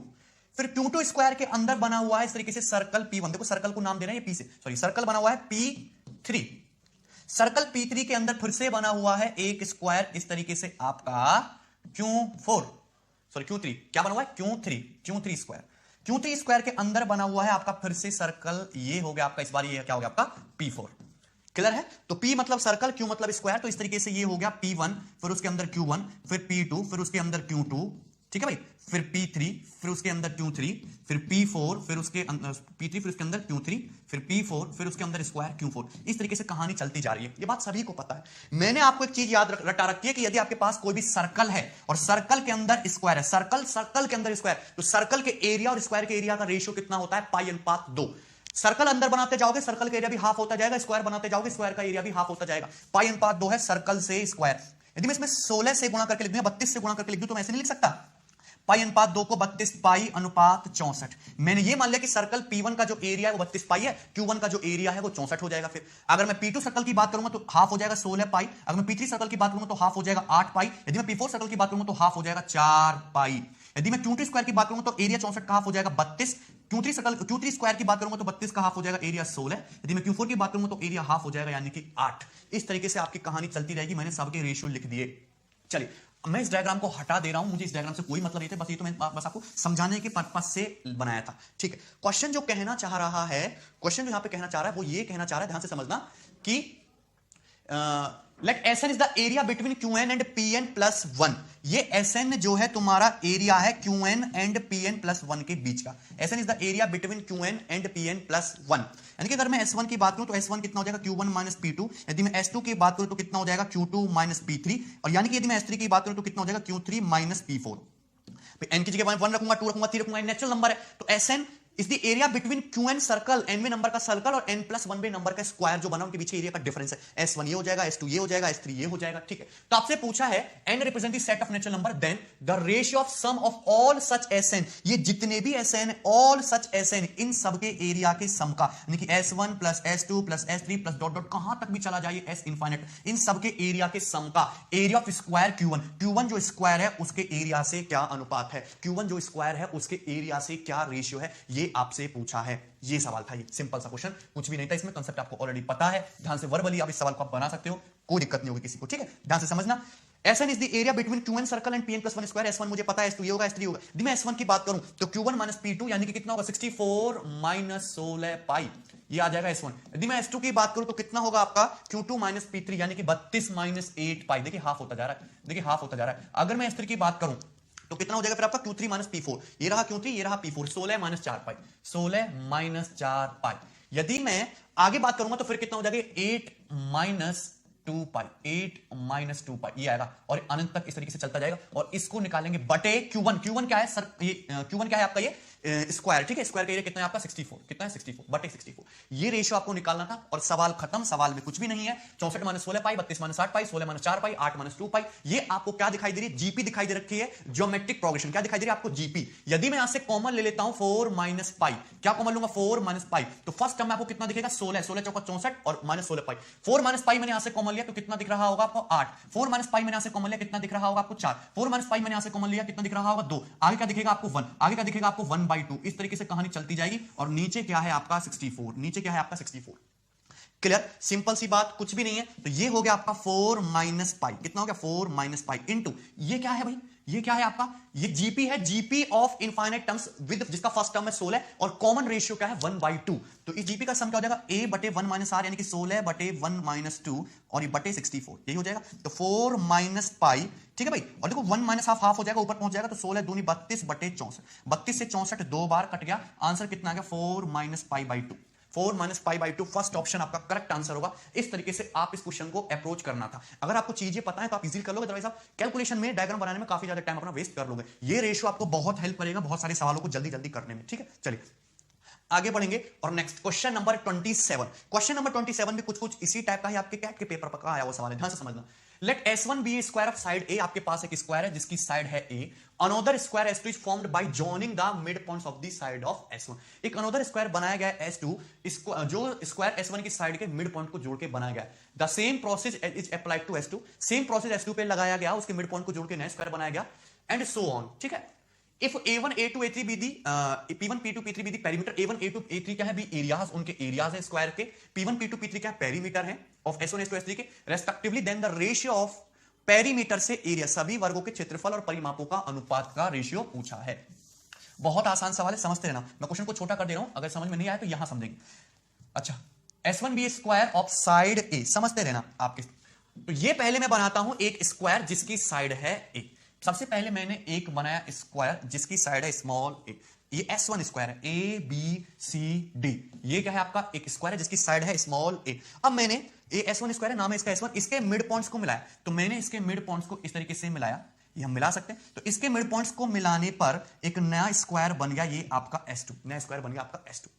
अगर आपको स्क्वायर एबीसीडी की साइड स्मॉल ए बोली थी तो ये आपका कितना हो जाएगा a/2, ये भी कितना हो जाएगा a/2, ठीक है भाई, a/2 हो जाएगा ना, कि मिड पॉइंट है, और ये भी कितना हो जाएगा आपका a/2। अगर ये a/2 है, ये a/2 है, 90 डिग्री है, ये भी 45 होगा, ये भी 45 होगा, क्योंकि a/2 इक्वल इक्वल है, a/2 90 45 45, तो 90 के सामने कितना होगा a/2 का √2 टाइम्स, यानी कि स्क्वायर S2 की साइड कितनी आ गई a/√2, स्क्वायर S2 की साइड कितनी आ गई a/√2, और क्वेश्चन खत्म। स्क्वायर S2 की साइड कितनी आएगी a/√2। आपसे पूछा कि इस तरीके से ये मैंने S1 बनाया, S2 बनाया, इसके मिड पॉइंट को मिला के मैं S3 बनाऊंगा, फिर उसके मिड पॉइंट्स को मिला के मैं S4 बनाऊंगा, स्क्वायर बनते चले जाएंगे। तो उन सभी स्क्वायर के पेरीमीटर का उनके एरिया के साथ क्या रेशियो, पेरीमीटर के सम का उनके एरिया के सम से क्या रेशियो है, सुनना। अब देखिए ध्यान से, पहले मैं पेरीमीटर की बात करता हूं। बाहर वाले सर्कल, बाहर वाले स्क्वायर का पेरीमीटर कितना है 4a, कितना है 4a, 4a, बाहर वाले इसका पेरीमीटर कितना है 4a। अंदर जो स्क्वायर बना है S2, इसकी साइड कितनी निकाली मैंने a/√2, तो पेरीमीटर कितना आया 4a/√2, ये S2 का पेरीमीटर आया। तो मैंने चीज ऑब्जर्व की कि S2 का पेरीमीटर मिड पॉइंट को मिलाने से /√2 हो गया, तो S3 जो बनेगा उसका पेरीमीटर भी /√2, यानी कि √2/√2 कितना हो जाएगा 2 हो जाएगा, यानी कि /√2 का होल स्क्वायर। अंदर उसके मिड पॉइंट को मिलाने से जो स्क्वायर बनेगा आपका S4, उसका पेरीमीटर भी /√2 हो जाएगा, 4a/√2 स्क्वायर का भी √2, यानी कि 4a/√2 का क्यूब हो जाएगा। सेम पैटर्न को फॉलो करेगा कि नहीं, मुझे ये बताइए। सेम पैटर्न को फॉलो करेंगे। अगर ये तुम्हारे इसकी साइड a थी, a/√2 होगी, अगली साइड a/√2 का भी √2 होगी, फिर उसका भी √2 होगी, फिर उसका भी √2 साइड होती जाएगी। जिस रेशियो में साइड /√2 हो रही है तो पेरीमीटर भी /√2 होता जाएगा। बाहर वाले स्क्वायर का पेरीमीटर 4 है, S2 का 4a/√2, फिर 4a/√2 का होल स्क्वायर, फिर 4a/√2 का होल क्यूब। इस तरीके से आपके पेरीमीटर का सम आ गया सबका। एरिया की बात करते हैं, एरिया लिखना ज्यादा आसान है। बाहर वाला स्क्वायर है S1 जिसकी साइड है a, तो बाहर वाले स्क्वायर का एरिया हो गया S1 का a स्क्वायर। मैंने आपको चीज ऑलरेडी बता रखी है कि जब भी हम किसी स्क्वायर के मिड पॉइंट्स को मिला के एक नया स्क्वायर बनाते हैं तो जो नया स्क्वायर बनेगा S2, उसका एरिया क्या होता जाता है, हाफ होता जाता है। स्क्वायर का एरिया हाफ होता जाता है यदि आप मिड पॉइंट को मिलाते चले जाओगे। a स्क्वायर है, a²/2 हो गया, फिर a²/2 स्क्वायर हो गया, फिर ये a स्क्वायर का भी 2 स्क्वायर का भी हाफ हो जाएगा, 2 क्यूब हो जाएगा, और इस तरीके से इनके एरिया हाफ हाफ होते चले जाएंगे। तो ये रेशियो आ जाएगा इन सबके एरिया का। अब बताइए इसमें कोई डाउट किसी को, इतनी सिंपल सी बात थी यहां पे, समझेंगे नहीं। पेरीमीटर /√2 होता जाता है, एरिया आपका हाफ होता जाता है। चलिए ऊपर से क्या कर सकते हैं हम, 4a कॉमन ले सकते हैं, 4a कॉमन आ जाएगा। अंदर एक जीपी बन जाएगी 1 + 1/√2 + 1/√2 स्क्वायर + 1/√2 का क्यूब, जिसका फर्स्ट टर्म क्या है 1, जिसका कॉमन रेशियो क्या है 1/√2। नीचे से क्या कॉमन आ रहा है, नीचे से a स्क्वायर कॉमन आ रहा है, अंदर जीपी बन जाएगी 1 + 1/2 + 1/2 स्क्वायर + 1/2 क्यूब, जिसका फर्स्ट टर्म क्या है 1 और कॉमन रेशियो क्या है 1/2। यही बात है। देखिए a से आपका a कट जाएगा, कितना हो गया 4/a, ये कितना हो गया 1/√2 बटे √2 माइनस 1, और ये कितना हो गया 1/1/2, 1/1/2। अच्छा 1/1/2 का मतलब कितना हो गया आपका, ये 2 हो गया, कितना हो गया आपका ये 2 हो गया। क्लियर है, कोई डाउट इसमें। चलिए तो ये हो गया आपका 4/a इंटू √2 बटे √2 माइनस 1 और बटे 2/1 है, ऊपर जाके ये 1/2 हो जाएगा। क्या हो जाएगा आपका 1/2। क्लियर है, कोई समस्या इसमें। चलिए सो 2 से 4 कितनी बार कट गया आपका, 2 बार कट गया, तो 2 √2 बटे ए इंटू √2 - 1 ये आया। 2√2 बटे ए इंटू √2 - 1 ये आंसर है। ऑप्शन में ऐसा कुछ भी आपको दिखाई नहीं दे रहा है, कॉन्जुगेट से मल्टीप्लाई करके लिख रखा है, तो 2√2 √2 - 1 से ऊपर नीचे मल्टीप्लाई कर देंगे तो √2 + 1 हो जाएगा, और नीचे √2 - 1 √2 + 1 क्या हो जाएगा आपका 1 हो गया। तो 2√2 बटे √2 + 1, अगर √2 के अंदर मल्टीप्लाई कर दोगे 2 √2 × √2 हो गया 2, 2 × 2 + √2/a, 2 × 2 + √2/a, सी ऑप्शन आपका करेक्ट आंसर होगा। तो कैलकुलेशन वाला पार्ट है, इसको तो आप आराम से कर सकते हो, इसमें कोई दिक्कत नहीं है। मेन थिंग थी कि आपको ये चीज लिखना आना चाहिए था जल्दी से, तो ये चीज जल्दी से लिख दिया, उसको तो 10 सेकंड में बना ही देगा, ठीक है। आंसर क्या हो जाएगा 2 × 2 + √2/a। क्लियर है? इस तरीके से आपको करना है, रेशियो आपको जरूर याद रखनी है सारे के सारे की कैसे चीजें मैनेज होती हैं स्क्वायर के केस में, ठीक है। Next question number 28। Yes, question number 28 बहुत बढ़िया सवाल है, ध्यान से समझना। आपको स्क्वायर को काट के हम ऑक्टागन बनाएंगे। A square whose side is 2 centimeter has its corners cut away so as to form an octagon with all sides equal, then the length of each side of octagon in meters is। Octagon होता क्या है? Octagon होता है अष्टभुज जिसकी 8 भुजाएं हो। Regular octagon वो होता है जिसकी 8 भुजाएं तो हो लेकिन सारी की सारी क्या हो? इक्वल हो। तो रेगुलर ऑक्टागन आपका कुछ इस प्रकार से होगा, ये होगा आपका रेगुलर ऑक्टागन। इसमें आप देख सकते हैं कि इसकी आपकी 8 साइड हैं, 1 2 3 4 5 6 7 8, सब की सब इक्वल है। 8 ही इंटीरियर एंगल होंगे, 1 2 3 4 5 6 7 8, 8 इंटीरियर होंगे एंगल होंगे, 8 ही एक्सटीरियर एंगल होंगे। तो हम इसको इस तरीके से आगे बढ़ाएं तो आपके एक्सटीरियर एंगल भी कितने आएंगे? ये 8 ही एक्सटीरियर एंगल आएंगे। अब रेगुलर ऑक्टागन के सारे इंटीरियर एंगल का सम आप निकाल सकते हो n-2 यानी कि 8 - 2 इंटू 180 डिग्री से, ये क्या जाएगा? सारे के सारे इंटीरियर एंगल का सम। रेगुलर ऑक्टागन के सारे एक्सटीरियर एंगल का सम कितना होता है? 360 डिग्री। चाहे कोई भी पॉलीगन हो, सारे के सारे एक्सटीरियर एंगल जो बनते हैं उनका सम 360 डिग्री होता है। लेकिन ये रेगुलर ऑक्टागन है तो ईच एक्सटीरियर एंगल बराबर होना चाहिए। ईच एक्सटीरियर एंगल फिर कितने डिग्री का बचेगा? 360 बटे 8 यानी कि 45 डिग्री। तो रेगुलर ऑक्टागन का ये प्रत्येक एक्सटीरियर एंगल, ये जो छोटा है 45 डिग्री का, ये भी 45 का, ये भी 45 का, ये भी आपका इस तरीके से 45 का, ये 45 डिग्री के होते हैं। अगर एक्सटीरियर एंगल 45 का तो इंटीरियर कितना बचा? 135, 135, 135, 135, 135, 135। तो रेगुलर ऑक्टागन का ईच इंटीरियर एंगल 135 डिग्री का और ईच एक्सटीरियर एंगल 45 डिग्री का होता है। ये बात आपको पता होनी चाहिए, और कहां से आया वो भी मैंने आपको बता दिया, ठीक। चलिए अब देखिए ध्यान से, रेगुलर ऑक्टागन बनता कैसे है? रेगुलर ऑक्टागन एक स्क्वायर के कॉर्नर से काट के बनता है। कैसे? हम दिखाते हैं कि जैसे ही आपका एक स्क्वायर है, एक वर्ग है, एक वर्ग है। अगर मैं स्क्वायर एबीसीडी मान लेते हैं, इस स्क्वायर एबीसीडी के चारों कॉर्नर से 4 राइट एंगल ट्राइंगल काट लूं कॉन्ग्रुएंट, स्क्वायर एबीसीडी के चारों कोनों से 4 राइट एंगल कॉन्ग्रुएंट ट्राइंगल काट लूं तो क्या बन जाएगा? रेगुलर ऑक्टागन बन जाएगा। जैसे यहां पे एक हमने इस तरीके से काट लिया, एक हमने इस तरीके से काट लिया, और एक हमने कुछ इस तरीके से काट लिया, और एक हमने कुछ इस तरीके से काट लिया, ठीक है। एक हमने कुछ इस तरीके से काट लिया, तो आप देख सकते हैं कि ये क्या बन गया? एक रेगुलर ऑक्टागन बन गया। मैं इस पे कांटे बना देता हूं, तो ये बन जाएगा आपका रेगुलर ऑक्टागन। 3 4 ये 5 और ये 6 और ये 7 और ये कंप्लीट 8 रेगुलर ऑक्टागन बन गया। तो स्क्वायर के चारों कॉर्नर से हमने इक्वल कॉन्ग्रुएंट सर्वांग समत्रिभुज काटे हैं, ठीक है, और आपका ये कंप्लीट हुआ है रेगुलर ऑक्टागन सम अष्टभुज, ठीक है भाई। चलिए ध्यान से समझना, आपसे पूछा कि यदि स्क्वायर की साइड 2 सेंटीमीटर हो तो स्क्वायर की साइड ये सीडी यहां से यहां तक आपको 2 दी हुई है, ठीक है। तो रेगुलर ऑक्टागन की साइड कितनी होगी आसानी से निकाल सकते हैं। मैंने रेगुलर ऑक्टागन की साइड को मान लिया स्मॉल ए, तो ये हो गया स्मॉल ए। रेगुलर ऑक्टागन की ये साइड भी कितनी होगी आपकी? स्मॉल ए। रेगुलर ऑक्टागन की ये साइड भी कितनी होगी? स्मॉल ए। अगर आप देखोगे तो रेगुलर ऑक्टागन का ये एक्सटीरियर एंगल कितना? 45 डिग्री का। ये एक्सटीरियर एंगल कितना? 45 डिग्री का। ये एंगल कितना? 90 डिग्री का। 90 45 45 दिखाई दे रहा है, 90 के सामने ए है, तो 45 के सामने ये डिस्टेंस कितनी होगी? a/√2 टाइम्स होगी। 90 के सामने ए है तो 45 डिग्री के सामने 1/√2 होगा। सिमिलरली ये भी 45 है, ये भी 45 है, 90 के सामने ए है तो 45 के सामने a/√2 होगा। क्लियर है? अगर मैं स्क्वायर की साइड CD की बात करूं तो स्क्वायर की साइड हो कितनी गई है? a/√2 प्लस a/√2 यानी कि 2a/√2। स्क्वायर की साइड हो कितनी गई? a/√2 प्लस a/√2 यानी कि 2a/√2 प्लस a बराबर 2 क्योंकि DC आपको स्क्वायर की साइड 2 दे रखी है। क्लियर है? ध्यान से समझना। तो यहां से √2 से 2 आपका √2 टाइम्स कट जाएगा, a आपका कॉमन आ जाएगा, ब्रैकेट में क्या बचेगा? √2 + 1 बराबर 2। तो ऑक्टागन की साइड a कितनी आ गई? 2/√2 + 1, 2/√2 प्लस, तो रेगुलर ऑक्टागन की साइड कितनी आ गई? 2/√2 + 1, ठीक है। इस तरीके से आप इसको क्वेश्चन को आसानी से कर सकते थे, और आप इसको फॉर्मूले की तरह भी चाहे याद कर सकते हो कि यदि किसी स्क्वायर की साइड 2 हो, उसमें से आप रेगुलर ऑक्टागन काटो तो उसकी साइड 2/√2 + 1 आएगी, और ना भी याद करोगे तो कोई दिक्कत नहीं है, एक लाइन का ही तो है सवाल, कुछ भी नहीं है, बस डायग्राम बनाते आपको चीजें क्लियर हो जाएंगी, ठीक है। तो ये सब आपको मेथड से आपको आना चाहिए। आंसर क्या होगा इसका? बी ऑप्शन, 2/√2 + 1, ठीक है। चलिए अब देखेंगे नेक्स्ट क्वेश्चन नंबर 29। सेम सवाल है जो सवाल मैंने अभी आपको समझाया, और ये आपके मेंस के पेपर का पूछा हुआ है। इस बार का मेंस के पेपर में सेम सवाल आया है, ध्यान से समझना। PQRCG square whose side is 16 centimetre, एक वर्ग है जिसकी भुजा 16 है। Value of, what is the value of side of the largest regular octagon that can be cut from the given square. 16 centimetre side के स्क्वायर में से जो लार्जेस्ट साइज का, मैक्सिमम साइज का जो आपका रेगुलर ऑक्टागन काटा जाएगा, सम अष्टभुज जो काटा जाएगा, उसकी भुजा कितनी होगी। अभी अभी मैंने लास्ट क्वेश्चन में आपको समझाया कि यदि किसी स्क्वायर की साइड 2 हो, उसमें से रेगुलर ऑक्टागन काटोगे तो रेगुलर ऑक्टागन की साइड आएगी 2/√2+1। तो स्क्वायर की साइड 2, तो रेगुलर ऑक्टागन की साइड कितनी आएगी 2/√2+1। आपके क्वेश्चन में स्क्वायर की साइड दी है 16, तो रेगुलर ऑक्टागन की साइड फिर कितनी आएगी 16/√2+1। ये आपका आंसर हो जाना चाहिए। ये नहीं दिया है, कॉन्जुगेट से मल्टीप्लाई करके दिया है, तो 16√2+1 का कॉन्जुगेट ऊपर नीचे √2-1, आंसर कितना आ जाएगा 16√2-16, यानी कि सी ऑप्शन आपका करेक्ट आंसर हो जाएगा। इतनी देर का सवाल था, क्लियर है, कोई डाउट इसमें। चले अब देखेंगे एक और इंपॉर्टेंट चीज, ध्यान से समझना। मेंस के पेपर में 2-3 शिफ्ट पे इस पे सवाल भी आए थे जो कि एकदम गलत थे, ध्यान से समझना। सपोज आपके पास एक रेक्टेंगल है, एक आयत है, आपके पास एक रेक्टेंगल है, एक आयत है, जिसकी लंबाई ये मान ली मैंने ये 24 सेंटीमीटर है और ये चौड़ाई ये मान ली मैंने 10 सेंटीमीटर। तो क्वेश्चन में उन्होंने ये दिया था कि एक आयत है जिसकी लंबाई 24 सेंटीमीटर, चौड़ाई 10 सेंटीमीटर। अब इसके चारों कोनों से राइट एंगल ट्रायंगल काट के रेगुलर ऑक्टागन बनाया जाता है, तो बताइए रेगुलर ऑक्टागन की साइड कितनी होगी। ये मींस के पेपर में शायद कुछ इस टाइप का सवाल था, मुझे एक्जैक्ट डाटा याद नहीं है।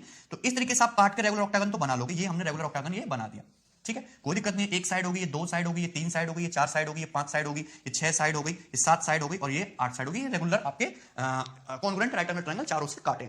आप कैसे सॉल्व करते हैं इस क्वेश्चन को, मान लेते हैं यहां पे सबसे आसान मेथड क्या होता है कि रेगुलर ऑक्टागन की साइड को 2a मान लिया। कितना मान लिया मैंने 2a मान लिया, रेगुलर ऑक्टागन की साइड 2a मान लिया। अगर ये 24 है तो बाकी बचा कुचा पोर्शन फिर कितना बचा 24 - 2a। कितना बचा भाई 24 - 2a। तो ये हाफ हाफ कितना हो जाएगा 12 - a। ये हाफ हाफ कितना हो जाएगा 12 - a हो जाएगा, 12 - a 12 - a। अच्छा ये कितना है आपका 2a, कितना है आपका 2a और ये पूरा 10 है, तो ये दोनों इक्वल इक्वल 10 माइनस, वो दोनों इक्वल इक्वल होंगे। टोटल कितना होता है 10 - 2a। हाफ हाफ कितना हो जाएगा 5 - a और ये भी कितना हो जाएगा 5 - a। आप यहां पे देखो तो राइट एंगल ट्रायंगल दिख रहा है, ये साइड 12 - a, ये साइड 5 - a और ये साइड आपकी कितनी है 2a। तो आप पाइथागोरस थ्योरम लगा सकते हो, 12 - a का होल स्क्वायर प्लस 5 - a का होल स्क्वायर बराबर 2a का होल स्क्वायर। हां से सॉल्व कर लोगे तो कुछ ना कुछ आंसर भी आ जाएगा, ऐसी बात नहीं है, कुछ ना कुछ तो आंसर आ ही जाएगा।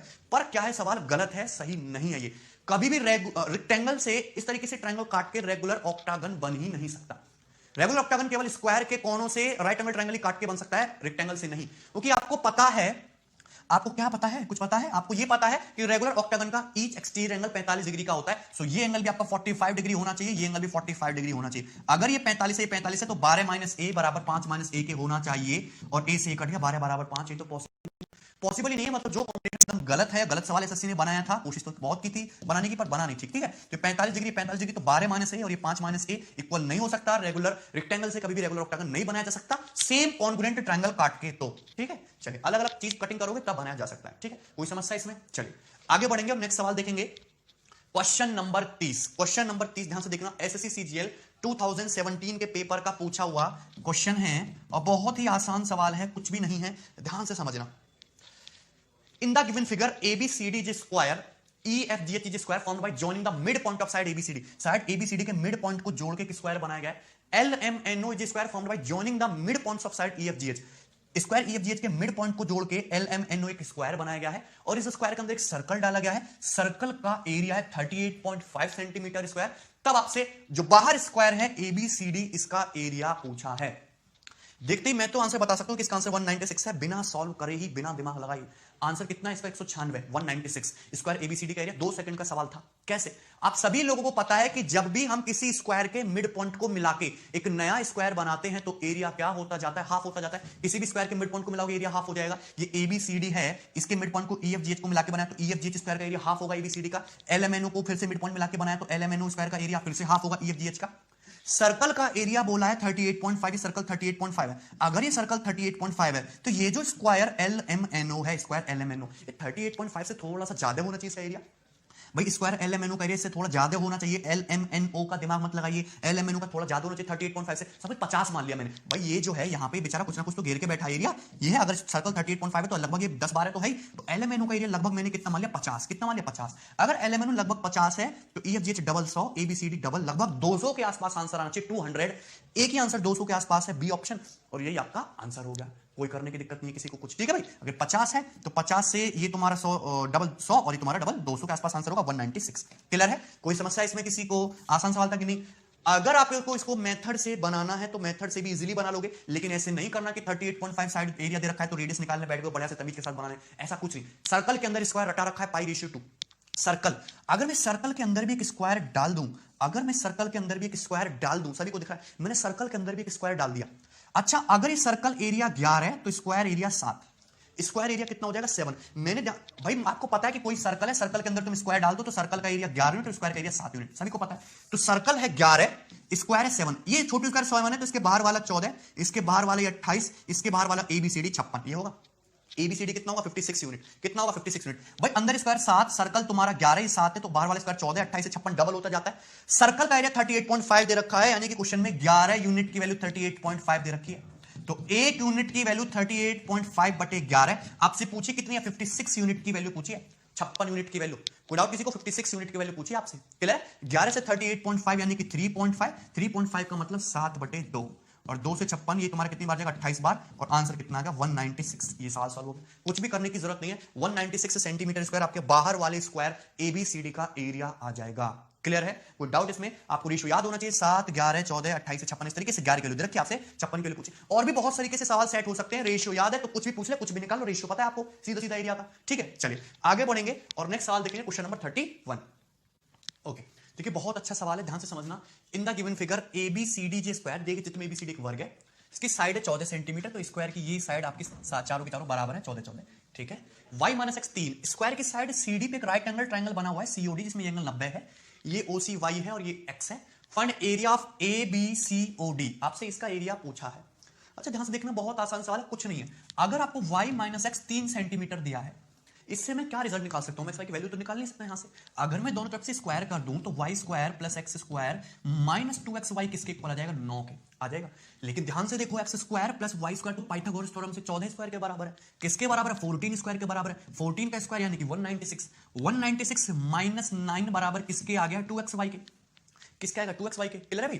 तो ये 16 में से ये 9 गए, कितना आ गया तुम्हारा 187, कितना आ गया आपका 187। क्लियर है भाई 187। ठीक है, तो 187 बराबर किसका आ गया 2xy के, तो मुझे 187 बराबर 2xy पता है। अगर मैं इस ट्रायंगल सीओडी के एरिया की बात करूं तो ट्रायंगल का एरिया 1/2xy होता है, 1/2 और ये x into y right angle बनाने वाली साइड का प्रोडक्ट। यदि मैं दोनों तरफ 4 से डिवाइड कर दूं, मुझे यहां बाई 4 करना है क्योंकि 2/4 ये आपका 1/2xy आता है, तो 1/2xy कितना आएगा आपका 187/4, और 187/4 कितना हो जाएगा 46.25। ठीक है, 4 तक 16 और ये 2 4 तक 24, 4 तक 16, 2 4 तक 24 और 3 46.75, सॉरी 46.75, कितना है 46.75। क्लियर है? ये 1/2xy आ गया। अगर आपसे सिर्फ और सिर्फ ट्रायंगल सीओडी का एरिया पूछा जाता तो आंसर कितना होता 46.75, पर आपसे ये फिगर एरिया पूछ लिया ए बी सी ओ डी, तो कुछ नहीं करना, पूरे स्क्वायर के एरिया 196 में से माइनस कर दीजिए 46.75, क्या आ जाएगा 149.25, यानी कि डी ऑप्शन आपका करेक्ट आंसर हो जाएगा। अप्रॉक्सीमेटली भी कैलकुलेशन कर सकते थे क्योंकि ऑप्शन आपका काफी दूर दूर है, पर मैंने आपको एक्जैक्ट समझा दिया कि यदि ट्रायंगल सीओडी का एरिया पूछे तो ये इस तरीके से सॉल्व करना है, इस फिगर का एरिया पूछे तो स्क्वायर में से ये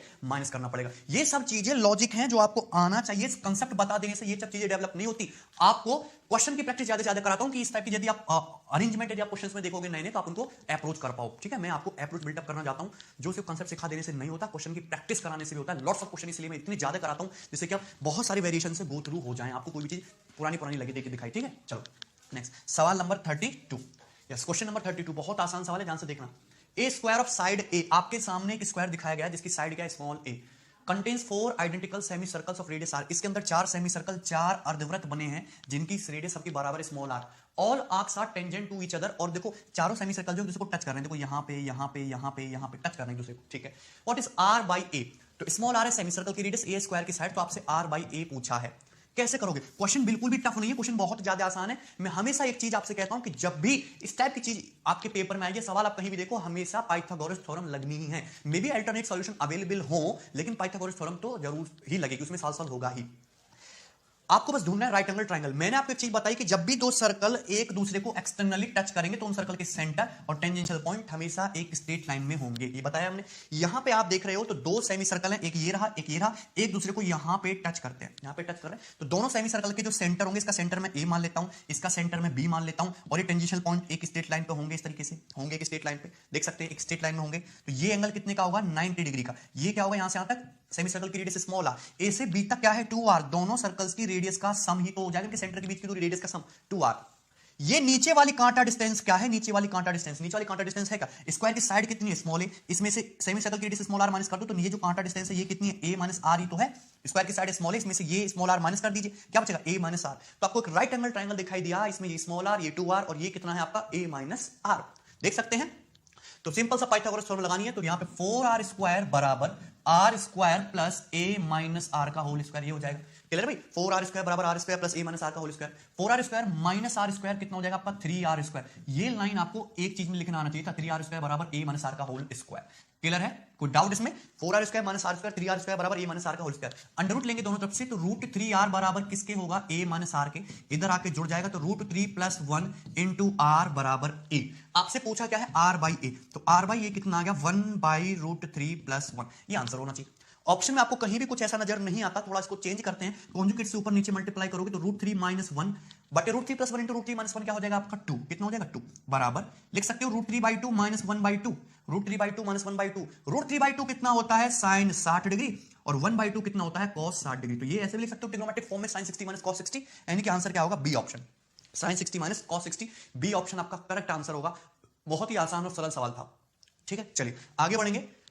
yes, question number 33, and question number 33 is awesome question, super awesome सवाल है, माय फेवरेट। ध्यान से समझना है आपको। In the given figure ABCD and MNPD are squares. अगर आप यहां पे ध्यान से देखें तो यहां पे आपको दो स्क्वायर दिखाई दे रहे हैं, ABCD और MNPD स्क्वायर्स है। यदि AB जो है तुम्हारा A हो, इस स्क्वायर की साइड स्मॉल a हो, NP की लंबाई B हो, तो फाइंड AT, फाइंड क्यूटी। आपसे क्यूटी की लेंथ पूछी है, AT बराबर TP के। अच्छा, ये बाद में करेंगे, पहले आप जो मैं चीज आपको समझाना चाह रहा हूं पहले ये समझिए। मैंने इस डायग्राम को काफी बड़ा कर दिया, अब आपको दिखाई दे रहा होगा अच्छे से। ध्यान से समझना। आप ये अरेंजमेंट याद रखेंगे, क्या याद रखेंगे? कि सपोज दो स्क्वायर्स हैं, सपोज दो स्क्वायर्स हैं, इस तरीके से रखे हुए हैं 1 बाई 1, इस तरीके से रखे हुए हैं ये 1 बाई 1। क्लियर है? अब यहां पे आपने क्या किया है? इस तरीके से मिलाया, जैसे यहां पे मिला गया इसके इस पॉइंट को इसके यहां से, और इस तरीके से लिया आपने। समझ लो, आपको याद करना पड़ेगा। चलिए, आपने इसके पॉइंट को यहां से मिलाया है और इस स्क्वायर के पॉइंट को ऐसे पास कर, तो यहां से मिला, तो एक एंगल आपको बनता हुआ दिखाई दे रहा है, ये वाला एंगल आपको बनता हुआ दिखाई दे रहा है। ये सिर्फ इतना सवाल भी पेपर में पूछा जा सकता है कि ये एंगल आपका कितना होगा, ये एंगल आपका कितना होगा। सिर्फ इतना सवाल भी आपके पेपर में पूछा जा सकता है कि ये एंगल आपका कितने डिग्री का होगा। ये एंगल हमेशा 90 डिग्री का होगा। ये एंगल हमेशा कितने का होगा? 90 डिग्री का होगा। ये बात आपको पता होनी चाहिए। This angle is always 90 degree. कैसे? ये मैं आपको समझाऊंगा तीन तरीकों से, आपके तीनों तरीके पता होने चाहिए। ठीक है? जितना ज्यादा से ज्यादा वेरिएशन आप अपनी आंखों के सामने से निकाल लोगे, पेपर में आपको उतना ही मजा आएगा, क्योंकि आपको सबको आता है, आपको हर रास्ता पता है। ठीक है, चलिए, सपोज ये स्क्वायर है और दूसरा स्क्वायर आपका इस तरीके से रखा हुआ है, इस तरीके से रखा हुआ है। क्लियर है? देख सकते हैं। अब यहां पे भी मैंने मान लिया कि सपोज आपका ये स्क्वायर ABCD है, ये मान लिया हमने, और दूसरा जो स्क्वायर है वो क्या है आपका? ये है। चलो, कोई भी मान ले तो उससे कोई फर्क नहीं पड़ता, MNP है। ठीक है, चलिए, अब हमको क्या करना है कि हमने C से P को मिलाया है, और इस तरीके से A से M को मिलाते हुए इसको यहां पे मिला दिया। हम इस एंगल के बारे में चर्चा करना चाह रहे हैं कि एंगल कितने डिग्री का है। ठीक है, एंगल निकालना है आपको, लाइंस वगैरह बढ़िया से खींची हुई है। मैंने आपको एक चीज बोली कि राइट एंगल ट्रायंगल और स्क्वायर के केस में एक चीज हमेशा आपकी बहुत मदद करती है, दैट मींस कोऑर्डिनेट ज्योमेट्री, निर्देशांक ज्यामिति। कोऑर्डिनेट ज्योमेट्री आपको जरूर आनी चाहिए। अगर मैं इसको आगे बढ़ा दूंगा तो सपोज ये आपका y एक्सिस है, अगर मैं इसको आगे बढ़ाऊंगा तो सपोज ये आपका x एक्सिस है, और इस पॉइंट को मैंने मान लिया ओरिजिन 0 0। बड़े स्क्वायर की साइड स्मॉल है, छोटे स्क्वायर की साइड स्मॉल बी, बड़े की साइड स्मॉल है, छोटे की साइड स्मॉल बी।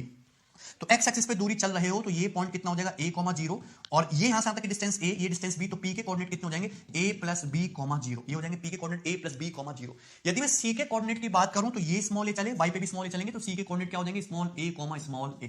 क्लियर है?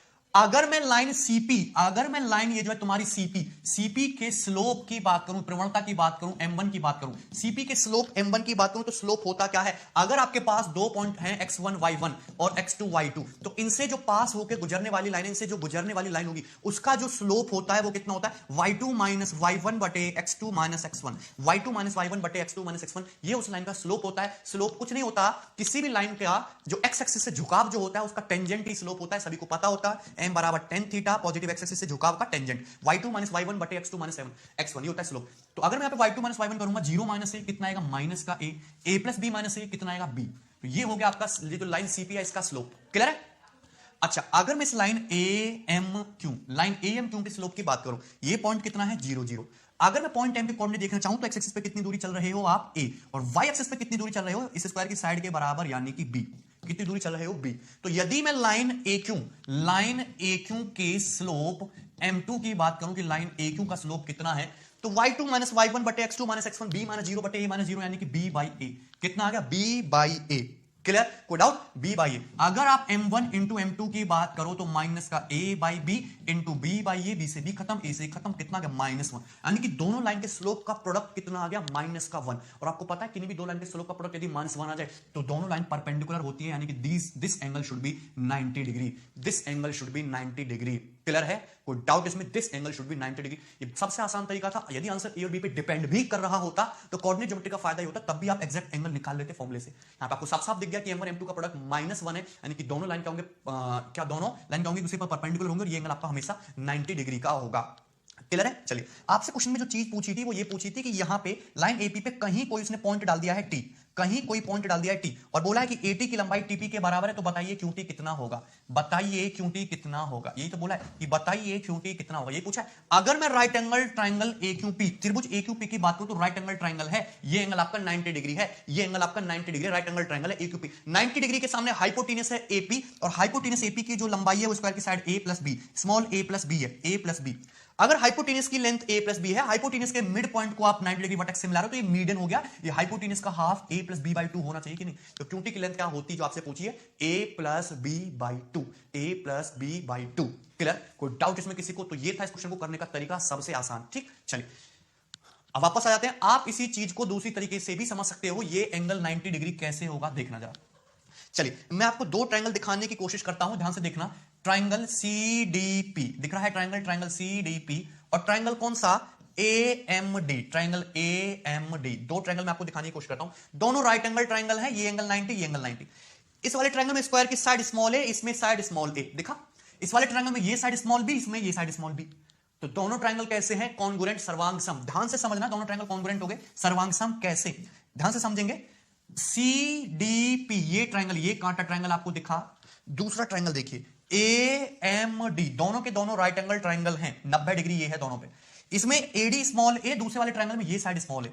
इस छोटे वाले, इस वाले ट्रायंगल में MD स्मॉल b, इसमें DP स्मॉल b। A और B आ रहे हैं equal side, small a b, और उनके बीच में 90 डिग्री का एंगल भी आ रहा है। तो साइड एंगल साइड की प्रॉपर्टी से दोनों ट्रायंगल सर्वांग सम हो गए। सर्वांग सम हो चुके हैं दोनों ट्रायंगल। अगर दोनों ट्रायंगल सर्वांग सम है तो भाई ये एंगल यदि आपका थीटा है तो ये एंगल भी थीटा होगा। सिर्फ इतना सवाल भी पेपर में पूछा जा सकता है कि सपोज आपको 10 डिग्री दे देता तो आपसे ये एंगल पूछ लेता कि ये एंगल बताओ, तो ये एंगल भी कितने का होता? 10 डिग्री का। ये थीटा, ये 10 डिग्री दे देता तो ये एंगल भी कितने का होता? 30 डिग्री का, क्योंकि एंगल CDP और ट्रायंगल CDP और ट्रायंगल AMD कॉन्ग्रुएंट ट्रायंगल बन गए। क्लियर है? चलिए, अगर मैं थोड़ी देर के लिए डी से क्यू को मिला दूं, तो आपको एक चीज पता है कि एक स्ट्रेट लाइन, स्ट्रेट लाइन द्वारा यहां पे यदि ये एंगल थीटा है और यहां पे यदि ये एंगल थीटा है, ये एंगल थीटा है, तो ये चारों पॉइंट क्या होंगे आपके? को एक सर्कल की सरकमफेरेंस पे होंगे। सेम सर्कल के किसी आर्क द्वारा सेम सरकमफेरेंस बने कोण बराबर होते हैं। यानी कि जो चारों पॉइंट है यहां पे, यदि आप DQ को देखो तो DQ द्वारा ये एंगल भी थीटा, ये एंगल भी थीटा है। तो चारों पॉइंट जो होंगे ये क्या होने चाहिए आपके? एक सर्कल की सरकमफेरेंस पे होने चाहिए कुछ इस तरीके से। एक सर्कल की सरकमफेरेंस पे होने चाहिए कुछ इस तरीके ना। अब सर्कल के आर्क इसको देख लो, AC को, सर्कल के इस आर्क द्वारा, ये देख लो कौन सा आर्क है तुम्हारा? AC द्वारा। सर्कल के इस आर्क को देख लो, ये जो आर्क दिख रहा है आपको AC द्वारा, इस आर्क द्वारा सरकमफेरेंस पे यदि ये एंगल 90 बन रहा है तो इसी आर्क द्वारा सरकमफेरेंस पे ये एंगल भी कितने का बनेगा? 90 डिग्री का। क्लियर है? ये एंगल यदि 90 है तो ये एंगल भी कितने का बनेगा? 90 डिग्री का। सीधा सीधा फोकस करना, इसको भूल जाओ थोड़ी देर के लिए। क्लियर? चारों पॉइंट के आपके कोलिनियर, ये तुम्हारा सर्कल जा रहा है बढ़िया के साथ, ठीक है?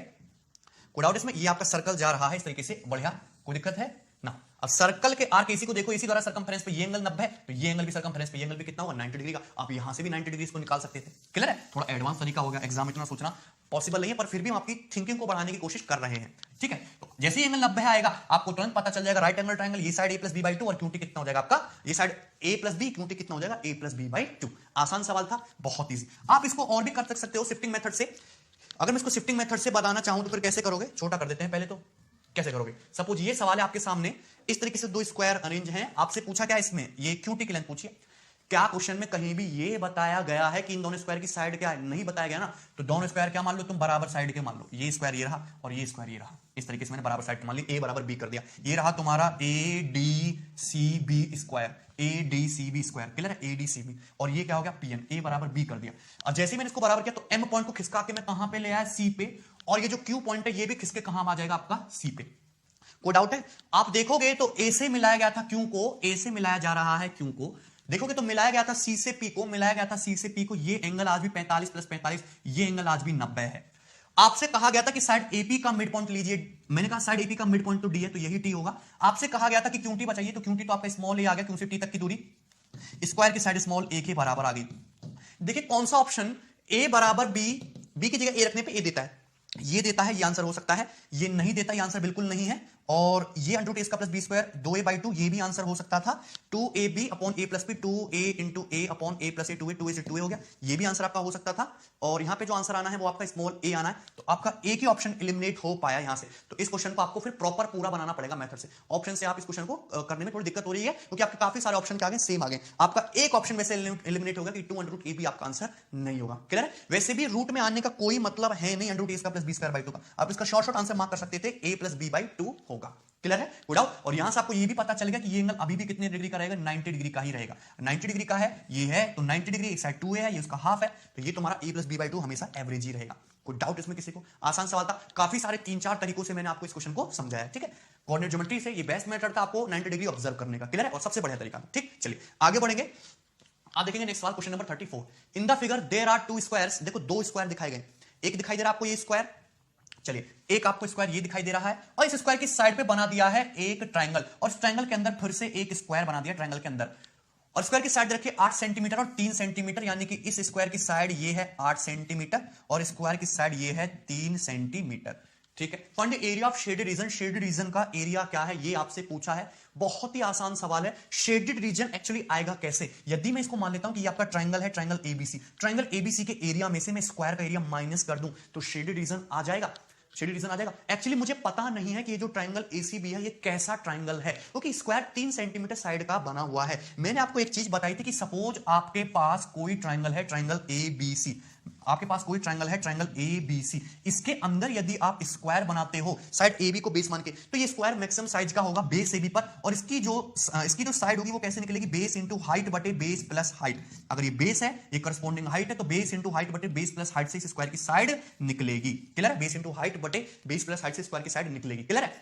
पर ध्यान देने वाली बात यह है कि यहां पे बेस तो आपका 8 सेंटीमीटर मैंने फिक्स कर दिया, ट्रायंगल एसीबी का बेस तो मैंने 8 सेंटीमीटर फिक्स कर दिया, पर मुझे ट्रायंगल की हाइट के बारे में कुछ पता नहीं है। जिस हिसाब से मैं ट्रायंगल की हाइट को फिक्स करूंगा उसी हिसाब से आपका यह स्क्वायर की साइड एडजस्ट हो जाएगी। ये लॉजिक था जो आपको समझ में आना चाहिए, क्योंकि मुझे ट्रायंगल एसीबी की हाइट के बारे में कुछ भी पता नहीं है कि इस ट्रायंगल की हाइट एक्चुअली है क्या, ट्रायंगल की हाइट एक्चुअली है क्या। अगर आप ध्यान से देखो तो ये जो ट्रायंगल एबीसी है इसका जो बेस है भी 8 सेंटीमीटर फिक्स है, हाइट मुझे नहीं पता, तो जो मैं हाइट इसकी डिसाइड करूंगा उसी के हिसाब से इसके अंदर जो स्क्वायर बन रहा है उसकी साइड फिक्स होगी। तो यदि मैं ट्रायंगल एसीबी की यहां से सी से परपेंडिकुलर डालता हूं, ये हाइट आपकी स्मॉल एच आती है, तो इस स्क्वायर की जो साइड है 3, ये जो आ रही है 3, तो बेस कितना है 8, हाइट कितने ट्रायंगल की एच 8 इंटू एच बटे 8 प्लस एच, ये होना चाहिए कि नहीं। चाहे तो आप सिमिलरिटी भी लगा सकते थे, वहां से भी सेम ही बात आनी थी, पर आपको जब डायरेक्ट स्टैंडर्ड रिजल्ट याद है तो क्यों एक स्टेप लिखना। ये साइड बेस 8 है, उसके ऊपर हाइट का था पता नहीं, लेकिन जो स्क्वायर बना गया उसकी साइड 3, तो हाइट निकल जाएगी यहां से 24 प्लस 3h बराबर 8h, 24 बराबर 5h, और h बराबर आ जाएगा 24 बटे 5, h आ जाएगा 24 बटे 5। तो इस ट्रायंगल एसीबी की हाइट आ गई 24 बटे 5 बेस एबी पर। तो ट्रायंगल एसीबी का एरिया कितना आ गया 1/2, बेस कितना है 8 और हाइट कितनी है 24 बटे 5, यानी कि 2 चौक 8, 96 बटे 5, 96.5 यानी कि 19.2। ट्रायंगल एसीबी का एरिया है 19.2 centimetre square, 19.2 centimetre square ACB का एरिया है। यदि मैं इसमें से स्क्वायर का एरिया माइनस कर दूंगा इस स्क्वायर का, तो जो मेरा शेडेड रीजन है, शेडेड रीजन एरिया कितना बचेगा 19.2 माइनस स्क्वायर का एरिया 9, यानी कि 10.2। शेडेड रीजन आ जाएगा 10.2, यानी कि सी ऑप्शन, सी ऑप्शन आपका करेक्ट आंसर होगा। बहुत ही बढ़िया लॉजिकल आसान सा सवाल था। ठीक है, चलिए आगे बढ़ेंगे ना। सवाल नंबर 35 बहुत आसान सवाल, कुछ भी नहीं है, ध्यान से समझना है आपको। As shown in figure, one square is traced along the diagonal of other. ठीक है, find the area of shaded region if side of each square is 1 unit. Side of each square is 1. आपके पास था एक square की side 1 unit थी, हमने किया उसका डायगोनल तमीज के साथ, इस डायगोनल पे हमने 1 सेंटीमीटर साइड का एक स्क्वायर और प्लेस कर दिया। आपसे ये शेडेड रीजन पूछा है, आपसे ये शेडेड रीजन पूछा है। बहुत आसान सवाल। अगर स्क्वायर की ये साइड तुम्हारी 1 है, ये साइड भी 1 है, तो स्क्वायर का डायगोनल ये कितना होगा √2। डायगोनल कितना होगा स्क्वायर का, यदि मैं इसको नाम दे देता हूं कि आपका ABCD स्क्वायर है, तो डायगोनल जो है आपका AC तो √2 होगा, AC √2 होगा। अगर मैं इसको थोड़ी देर के लिए P पॉइंट मानता हूं, तो A से P तक स्क्वायर की साइड कितनी है 1, तो PC कितना हो जाएगा, PC आपका कितना हो जाएगा √2 - 1, कितना हो जाएगा √2 - 1। ये डिस्टेंस कितनी हो जाएगी यहां से यहां तक की √2 - 1। नाउ स्क्वायर का डायगोनल क्या करता है, एंगल को बाइसेक्ट करता है। ये एंगल कितने का होगा 45 डिग्री का। ये एंगल कितने का होगा 90 डिग्री का। 90 स्क्वायर का एंगल 90, ये भी 90, 90 45, तो ये एंगल भी कितने का होगा 45 डिग्री का, 45 डिग्री का। कोई डाउट किसी को? अगर 45 डिग्री के सामने √2 - 1 है तो 45 डिग्री के सामने ये साइड भी कितनी होगी, √2 - 1। ये कितनी होगी, √2 - 1। और सवाल खत्म। मुझे चाहिए शेडेड एरिया, मुझे चाहिए शेडेड एरिया। शेडेड एरिया निकलेगा कैसे, तरीके तो बहुत सारे हो सकते हैं। या आपको ट्रायंगल दिखाई दे रहा है एसीडी, त्रिभुज एसीडी ट्रायंगल दिखाई दे रहा है, त्रिभुज एसीडी। त्रिभुज एसीडी जो ट्रायंगल है स्क्वायर के एरिया का हाफ है, यानी कि इसका एरिया कितना होगा, 1/2। स्क्वायर की साइड 1 है तो स्क्वायर का एरिया 1, उसका हाफ 1/2। यदि मैं उसमें से इस ट्रायंगल का एरिया माइनस कर दूं तो शेडेड एरिया बचेगा। ये ट्रायंगल है कैसा, राइट एंगल ट्रायंगल है। राइट एंगल को बनाने वाली साइड इक्वल इक्वल है, √2 - 1, √2 - 1। तो ये जो ट्रायंगल है सीपी ये वाला, इसका एरिया होगा 1/2 बेस इंटू हाइट √2 - 1 इंटू √2 - 1, यानी कि √2 - 1 का होल स्क्वायर। 1/2 √2 - 1 का होल स्क्वायर। क्लियर है, सिंपल सी बात। 1/2 कॉमन ले लोगे, ब्रैकेट में बचेगा 1 माइनस √2 - 1 का होल स्क्वायर क्या होता है, 3 - 2 √2। तो 3 - 2 √2 होगा, माइनस से गुणा हो रही है तो प्लस हो जाएगा। क्लियर है भाई, चलिए 1/2 2 √2 और माइनस का 2, 2 से डिवाइड कर देंगे। आंसर क्या आ गया आपका, √2 - 1। तो शेडेड रीजन का एरिया कितना आ गया, √2 - 1, यानी कि ए ऑप्शन आपका करेक्ट आंसर होगा, ये √2 - 1। क्लियर है, आपको सॉल्व करने की भी जरूरत नहीं थी। ऑप्शन क्वेश्चन को डायरेक्ट आप ऑप्शन से बना सकते थे कि यदि स्क्वायर का साइड 1 है तो स्क्वायर का कंप्लीट एरिया भी 1 होगा, स्क्वायर का हाफ एरिया ये ट्रायंगल 1/2 होगा। आंसर आपका 1/2 से छोटा ही होना चाहिए। ना ये आंसर पॉसिबल है, ना ये आंसर पॉसिबल है, ना ये आंसर पॉसिबल है। फर्स्ट ऑप्शन आंसर हो गया। क्लियर, सो बहुत आसान सवाल था। आगे नेक्स्ट सवाल बनाएंगे, क्वेश्चन नंबर 36। ओके, इस क्वेश्चन को आप खुद से ट्राई करोगे, ठीक है। इस सीट में आपको 4-5 सवाल छोड़ूंगा, ठीक है। आप इनको खुद से ट्राई करें। चलिए, क्योंकि मैं आपको बहुत सारे सवाल करवा चुका हूं सिमिलरिटी पे ऑलरेडी, रेक्टेंगल में, पैरेललोग्राम में, उन्हीं सबके मिक्स क्वेश्चन है, ठीक है। ये क्वेश्चन नया है, इसको ध्यान से देखना, बहुत बढ़िया सवाल है। In the following figure there is a semi circle. दिए गए चित्र में एक सेमी सर्कल है विद सेंटर O, जिसका सेंटर O है, डायमीटर AB 2R, व्यास 2R है। अगर व्यास 2R है तो रेडियस स्मॉल r होगी। PQRS इसके अंदर एक स्क्वायर बना हुआ है, मैक्सिमम पॉसिबल एरिया का। P and Q lie on the diameter AB, P और Q डायमीटर AB पे लाई करते हैं, and R, S lie on the arc of semicircle, RS semi circle पे है। There are 2 more square of maximum possible area, 2 छोटे छोटे square और हैं जो इधर लगे हुए हैं, ठीक है। EF, GP and CD, QH, what is the sum of length of RC and FS? So ये जो लेंथ है RC, ये जो लेंथ है RC और ये जो लेंथ है FS, इसका सम पूछा है। What is the sum of length of RC and FS? ये जो लेंथ है R से C को मिला दीजिए और F से S को मिला दीजिए, इनका सम पूछा है। तो जाहिर सी बात है कि एकदम सिमेट्रिक चीजें हैं, जो चीज सेंटर के उधर है वही इधर है, तो जो लेंथ RC की होगी वही लेंथ FS की होगी। तो यदि मैं RC की लेंथ कैलकुलेट कर लेता हूं, RC की लेंथ, तो आपकी FS की लेंथ आसानी से, RS की लेंथ आ जाएगी, RC की लेंथ निकालूंगा तो FS की लेंथ आसानी से आ जाएगी, सेम ही है, बराबर ही है, तो RC प्लस FS निकल जाएगा। सो मेरा टारगेट है RC की लेंथ निकालना। अब RC की लेंथ हवा में तो निकलेगी नहीं, ध्यान से सुनना। आपको राइट एंगल ट्रायंगल दिख रहा है RDC, ये 90 डिग्री का है, तो मुझे इस स्क्वायर की साइड निकालनी पड़ेगी CD और ये डिस्टेंस निकालनी पड़ेगी RD, तब जाके क्वेश्चन सॉल्व होगा। सॉल्व करना शुरू करते हैं। लगनी तो पाइथागोरस थ्योरम ही है, सबको पता है। चलिए ध्यान से समझिए, ये सेमी सर्कल है, सेमी सर्कल के अंदर बना हुआ स्क्वायर मैक्सिमम साइज का। वैसे तो मैं आपको बताऊंगा कि डायरेक्ट लिख सकते थे, यदि मैं O से R को मिला दूं तो तुम्हारा रेडियस हो जाएगा स्मॉल r, सेमी सर्कल की रेडियस। PQRS स्क्वायर की साइड, ये जो स्क्वायर है PQRS स्क्वायर की साइड को मैंने मान लिया A। अगर मैंने A मान लिया तो O से Q तक कितना हो जाएगा तुम्हारा A/2 और R से Q तक कितना हो जाएगा आपका A, R से Q तक कितना हो गया A। अब पाइथागोरस थ्योरम लगा दीजिए, ट्रायंगल RQ में A square plus A square बटे 4 कितना हो जाएगा, 5A स्क्वायर बटे 4 बराबर कितना हो जाएगा, R स्क्वायर। कितना हो जाएगा, R स्क्वायर। तो यहां से A स्क्वायर की वैल्यू कितनी आ जाएगी, 4R स्क्वायर बटे 5। यानी कि ये थ्योरम भी होती है, आपको पता होना चाहिए कि यदि किसी सेमी सर्कल के अंदर मैं मैक्सिमम साइज का एक स्क्वायर बनाऊं, मैक्सिमम साइज का स्क्वायर बनाऊं, तो उसका एरिया, अगर उसकी साइड स्मॉल a मानिए तो उसका एरिया जाहिर सी बात है a स्क्वायर होगा। उसका एरिया कितना होता है, 4/5R स्क्वायर, 4/5R स्क्वायर। यदि मैं साइड की बात करूं तो a बराबर कितना आ जाएगा, 2/√5R। कितना आ जाएगा, a बराबर 2/√5R। तो मुझे पता चलेगा कि PQR स्क्वायर की साइड जो है RQ, ये कितनी आ गई तुम्हारी, 2/√5R। साइड कितनी आ गई, 2/√5R। क्लियर है, इसमें तो किसी भाई को कोई डाउट नहीं है। चलिए अब देखते हैं कि हमारे जो छोटे छोटे स्क्वायर जो बने हुए हैं इधर उधर सोनू मोनू, इनकी साइड क्या है, दोनों सेम ही स्क्वायर है, सेम ही साइज के हैं। फिर से यहां पे पाइथागोरस थ्योरम लगेगी। कैसे, हमने O से C को मिलाया, सेमी सर्कल की रेडियस कितनी है, स्मॉल r। O से Q तक क्या है बताओ जरा मुझे, O से Q तक है स्क्वायर PQR की साइड का हाफ, यानी कि R/√5, R/√5 2R/√5 था, उसका हाफ करोगे तो R/√5, R/√5, R/√5। स्क्वायर ये जो बन रहा है QHCD, इसकी साइड को मैंने x मान लिया, तो ये स्मॉल x और ये भी स्मॉल x, साइड को मैंने स्मॉल x मान लिया, तो ये x हो गया, ये R/√5 प्लस x हो गया। तो पाइथागोरस लगाएंगे, x स्क्वायर प्लस x बटे r प्लस √5 का होल स्क्वायर बराबर किसके आएगा, R/√5 के होल स्क्वायर के। सॉरी बराबर आर स्क्वायर के, बराबर आर स्क्वायर से ये एक इक्वेशन आ गई। पाइथागोरस थ्योरम लगाएंगे, ये साइड कितनी है x, ये साइड कितनी है x प्लस आर रूट 5 का होल स्क्वायर, और ये कितना है सेमी सर्कल की radius small r, x square plus x plus r upon root 5 का होल स्क्वायर बराबर आर स्क्वायर। अब यहां से इक्वेशन बन गई, इसको सॉल्व करना है। इसको सॉल्व करने में तो काफी ज्यादा टाइम चला जाएगा, तो हम इसको करेंगे हिट एंड ट्रायल से। वैसे भी आपको याद होना चाहिए कि ये जो स्क्वायर है छोटू x, इसकी वैल्यू भी r बाई रूट 5 ही आने वाली है। भाई जो ये r बाई रूट 5 है वो ये भी r बाई रूट 5 ही आएगा, सेटिस्फाई करता है, करके देख लीजिए। x की जगह r बाई रूट 5 चुकाओ तो x स्क्वायर कितना हो जाएगा, r स्क्वायर बटे 5 हो जाएगा। x की जगह r बाई रूट 5 चुकाओ, r by root 5 plus r by root 5, 2r by root 5 हो गया। 2r बाई रूट 5 का होल स्क्वायर कितना होगा, 4r स्क्वायर बटे 5, r स्क्वायर बटे 5 प्लस 4r स्क्वायर बटे 5, 5r स्क्वायर बटे 5 यानी कि कितना आ गया, r स्क्वायर बराबर r स्क्वायर। सेटिस्फाई कर गया, सेटिस्फाई कर गया, ये आपको पता भी होना चाहिए था। यानी कि ये जो छोटी स्क्वायर है इसकी साइड भी कितनी आ गई, स्मॉल r बाई रूट 5, कितनी आ गई, स्मॉल r बाई रूट 5। अब ध्यान से देखना, मुझे तो आरसी निकालना है, क्वेश्चन तो खत्म हो चुका है, मिला दो आरसी को।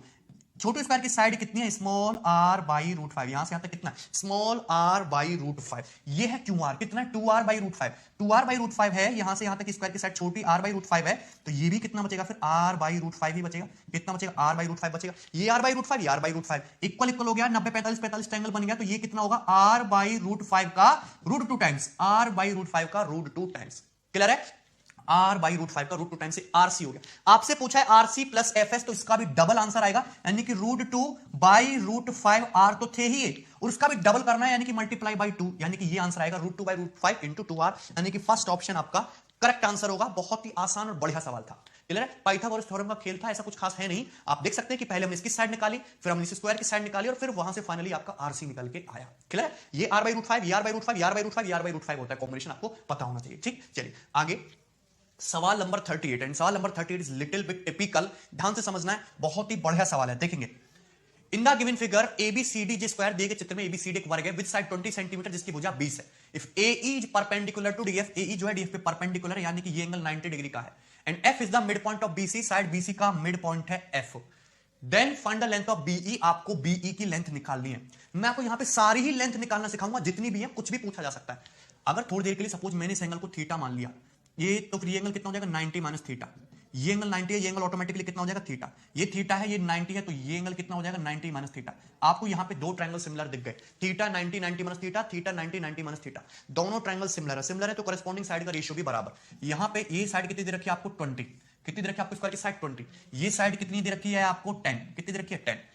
क्लियर है, ये साइड कितनी दे रखी है आपको 20। क्लियर है, तो यहां पे थीटा के सामने कितना है आपका DE, थीटा के सामने DE छोटू में थीटा के सामने D, यहाँ पे थीटा के सामने कितना है आपका 10। क्लियर है ना, यहाँ पे 90 डिग्री के सामने कितना है आपका 20, और यहाँ पे 90 डिग्री के सामने देखो 20 square plus 10 square, 20 square plus 10 square 500 हो गया, 500 का रूट यानी कि 10 रूट 5, 10 रूट 5 कितना हो जाएगा, 10 रूट 5। क्लियर है भाई, कोई समस्या इसमें किसी को? देखिए 10 से 10 कट जाएगा, DE बराबर कितना आ जाएगा, 4 पंजे 20 यानी कि 4 रूट 5। DE की लेंथ कितनी आ गई, 4 रूट 5। DE की लेंथ कितनी है कि 4 रूट 5, और मुझे पता है जो कंप्लीट DF है ये कितना है, D से F तक पूरा, ये 10 देखो 20 स्क्वायर प्लस 10 स्क्वायर, कैसे निकालोगे, 20 स्क्वायर प्लस 10 स्क्वायर, 20 10 हटा दो, 1 और 2 बचा, 1 और 2 का हाइपोटेनस रूट 5, अब 10 चुका दो, 10 20 और 20 रूट 5, तो ये तुम्हारा DF कितना आएगा, 20 रूट 5, 20 रूट 5। ऐसे करना होता है चीजों को आसानी से। तो अगर क्वेश्चन आपसे DE की लंबाई पूछी जाती तो आंसर कितना होता, 4 रूट 5। ये मैं हटा रहा हूं, ये सब मैं हटा रहा हूं। क्लियर है, चलिए सवाल यहां पे बहुत सारे बन सकते हैं। आपसे DE की लंबाई पूछी जाती है, आंसर कितना होता, 4 रूट 5। आपसे EF की लंबाई पूछी जाती है, आंसर कितना होता, 6 रूट 5। आंसर कितना होता, 6 रूट 5। EF की लेंथ पूछी जाती है, आंसर कितना होता, 6 root 5। EF is 6 root 5। Clear है, कोई डाउट इसमें किसी को, बात समझ में आई कि नहीं, ध्यान से देखना है। चलिए अब मुझसे तो ये EB की लंबाई पूछी, यदि मैं यहां से एक पैरेलल लाइन ड्रॉ करूं, मैंने एक पैरेलल लाइन ड्रॉ करी यहां पे, तो जाके सपोज इसको पॉइंट P पे मिलती है, जो जाके सपोज इसको पॉइंट P पे मिलती है। अब यहां पे देख सकते हैं कि ये 6 रूट 5 है, ये 4 रूट 5 है, पैरेलल लाइन है। दो ट्रायंगल आपको सिमिलर दिख गए, triangle EFP, triangle DFC, triangle EFP, triangle DFC, दोनों ट्रायंगल सिमिलर हैं। इसमें ये वाला एंगल है, ये 90, ये 90, देखा सिमिलर है। करस्पॉन्डिंग साइड का रेशियो देखिए 6 रूट 5 और ये 6 रूट 5 और कंप्लीट 10 रूट 5। करस्पॉन्डिंग साइड का रेशियो 3 अनुपात 5 है, 3 अनुपात 5, 3 अनुपात 5। करस्पॉन्डिंग साइड का रेशियो 3 अनुपात 5। भाई 6 रूट 5 4 रूट 5, तो 6 रूट 5 ये हो गया, पूरा 10 रूट 5 होगा। करस्पॉन्डिंग साइड का रेशियो 3 अनुपात 5 है, तो डीसी से ये जो ईपी है और ये डीसी का रेशियो भी 3 अनुपात 5 ही होना चाहिए। ईपी से आपका डीसी का रेशियो भी 3 अनुपात 5 ही होना चाहिए। भाई दोनों ट्रायंगल सिमिलर है, ट्रायंगल ईएफपी, ट्रायंगल डीएफसी सिमिलर है। 6 रूट 5 10 रूट 5, 3 अनुपात 5 का अनुपात है, तो ईपी से डीसी का रेशियो भी 3 अनुपात 5। डीसी है कितना 20, 4 गुना, तो ये भी 4 गुना कितना हो जाएगा तुम्हारा 12, यानी कि ईपी की लंबाई कितनी आ गई 12, ईपी की लंबाई आ गई 12। ईपी कितना आ गया आपका 12। अब ये 4 रूट 5 है, 6 रूट 5, तो थेल्स थ्योरम से सीपी से पीएफ का रेशियो भी 2:3 होना चाहिए। 2:3, 4 रूट 5 6 रूट 5 2 अनुपात 3 के अनुपात में, तो सीपी से पीएफ भी 2 अनुपात 3 का अनुपात होगा, 2:3 का अनुपात होगा। एफ मिड पॉइंट बोला है स्क्वायर का, यानी कि सी एफ की लेंथ 10 है, तो यानी कि ये जो तुम्हारा पीएफ है, ये जो आपका पीएफ है कितना हो जाएगा तुम्हारा 6 सेंटीमीटर। कितना हो जाएगा 6 सेंटीमीटर, ये 4 सेंटीमीटर, और सवाल खत्म। सवाल में कुछ है ही नहीं। अब ध्यान से देख सकते हैं, ये 12 सेंटीमीटर, ये 6 सेंटीमीटर पूरा, ये ईबी कितना है आपका 10 सेंटीमीटर, कितना है 10 सेंटीमीटर भाई, 10 है, एफ मिड पॉइंट है, पूरा 20 था, 10 10 हो गया। आपसे पूछा है ईबी कितने डिग्री का एंगल है, 90 है, ये 12 है, 10 प्लस 6 16, 12 16, ईबी ट्रिपलेट है, कितना का तुम्हारा 20, कितना का तुम्हारा 20, डी ऑप्शन आपका करेक्ट आंसर है। बी की लंबाई कितनी होगी 20। क्लियर, कोई समस्या इसमें किसी को, बहुत ही आसान सवाल था, लॉजिकल था। ठीक है, आगे बढ़ेंगे और नेक्स्ट सवाल देखेंगे, क्वेश्चन नंबर 39, जो एक थ्योरम भी है और आपको याद भी रखना है, समझेंगे ध्यान से। In the given figure, find the relation between x, y, z if PQR is a square or rectangle and a triangle PUT is an equilateral triangle. मैं आपको यह समझाना चाह रहा हूं, चाहे मैं एक स्क्वायर ड्रॉ करूं, चाहे मैं एक रेक्टेंगल ड्रॉ करूं, इट डजंट मैटर। हमने एक स्क्वायर बनाया PQRS, हमने एक स्क्वायर बनाया है PQRS, एक स्क्वायर बनाया हमने PQRS, और मैंने इस स्क्वायर PQRS पे इस तरीके से P को वर्टेक्स मान के एक इक्विलेटरल ट्रायंगल, एक समबाहु त्रिभुज बनाया इस तरीके से PTU, यही है। और हमने 3 ट्रायंगल बनाए X, Y, Z। तो इन तीनों ट्रायंगल के एरिया में क्या रिलेशन होगा ये बताना है। इन तीनों ट्रायंगल के एरिया में रिलेशन होगा z बराबर x प्लस वाई। z जो है हमेशा x प्लस वाई के सम के बराबर होगा। z is always x plus y, z बराबर x प्लस वाई ऑलवेज। ये आया कहां से ये भी आपको पता होना चाहिए, और इसको याद कैसे रखेंगे, कौन सा x है, कौन सा y, कौन सा z। यदि मैं इस ट्रायंगल को देखूं, जो एक्स ट्रायंगल है, ये ट्रायंगल स्क्वायर की कंप्लीट साइड पीएस को होल्ड करता है, ये ट्रायंगल स्क्वायर की कंप्लीट साइड पीएस को होल्ड करता है। यदि मैं ट्रायंगल पीक्यू को देखूं, तो ये ट्रायंगल जो है जिसका एरिया वाई, ये स्क्वायर की कंप्लीट साइड पीक्यू को होल्ड करता है, कंप्लीट साइड पीक्यू को होल्ड करता है। लेकिन ये जो ट्रायंगल जेड है, ये बेचारे स्क्वायर की किसी भी साइड को कंप्लीटली होल्ड नहीं करता। इसमें स्क्वायर की कोई भी साइड या रेक्टेंगल बनाए तो भी उसकी कोई भी साइड पूरी तरीके से कवर नहीं होती है। तो ये ट्रायंगल होगा जेड, जिसका एरिया एक्स प्लस वाई के बराबर होना चाहिए। कोई डाउट इसमें? इस तरीके से आपको इसको याद रखना, डायरेक्ट सवाल बनते भी है मेंसुरेशन में भी। अगर ये याद रहेगा तो आपको बहुत हेल्प होगी। ये आया कहां से वो भी मैं आपको बता देता हूं। आप जानते हैं जो ट्रायंगल पीक्यू, ये जो है स्क्वायर पीक्यू आर, उसके अंदर है ट्रायंगल पीक्यू इक्विलेटरल है। ये एंगल कितने का होगा, 60 डिग्री का। आपको दो ट्रायंगल यहां पे दिखाई देंगे, फोकस करना, triangle PQT, triangle PSU, triangle PQT, triangle PSU, triangle PQT, triangle PSU, दोनों कॉन्ग्रुएंट ट्रायंगल हैं, सर्वांग विषम। कैसे? दोनों ही ट्रायंगल में ये एंगल 90, ये एंगल 90, स्क्वायर की साइड PQ, स्क्वायर की साइड PS, इक्विलेटरल ट्रायंगल की साइड PT, इक्विलेटरल ट्रायंगल की साइड PU। तो RHS की प्रॉपर्टी से दोनों ट्रायंगल सर्वांग सम हो गए, दोनों ट्रायंगल सर्वांग सम हो गए। अगर दोनों ट्रायंगल सर्वांग सम है तो ये दोनों एंगल इक्वल इक्वल होने चाहिए। 60 था तो दोनों एंगल 15-15 डिग्री के हो गए, 15-15 डिग्री के। कितने हो गए? 15-15 डिग्री के। अगर ये 15 है, 90 है, तो ये एंगल कितने का बचा भाई? फिर 75 का। कितने का? 75 का। ये एंगल भी कितने का बचा? 75 डिग्री का। क्लियर है? 15, 90, 75 का कॉम्बिनेशन मैंने बड़ी डिटेल में आपको समझाया है कि ये एंगल यदि आपका 15 डिग्री है, ये 90 डिग्री है, ये 75 डिग्री है, तो 15 डिग्री के सामने √3 - 1, 75 डिग्री के सामने √3 + 1, और 90 डिग्री के सामने 2√2 यूनिट होता है। ये पता होना चाहिए। तो सिंपल सी बात है, खत्म सवाल। अगर ये है 15 डिग्री के सामने, ये 75 डिग्री के सामने कितना हो गया आपका? √3 + 1। यहां पे भी 75 डिग्री के सामने स्क्वायर की साइड ये √3 + 1। 15 डिग्री के सामने क्यूटी कितना हो गया? √3 - 1।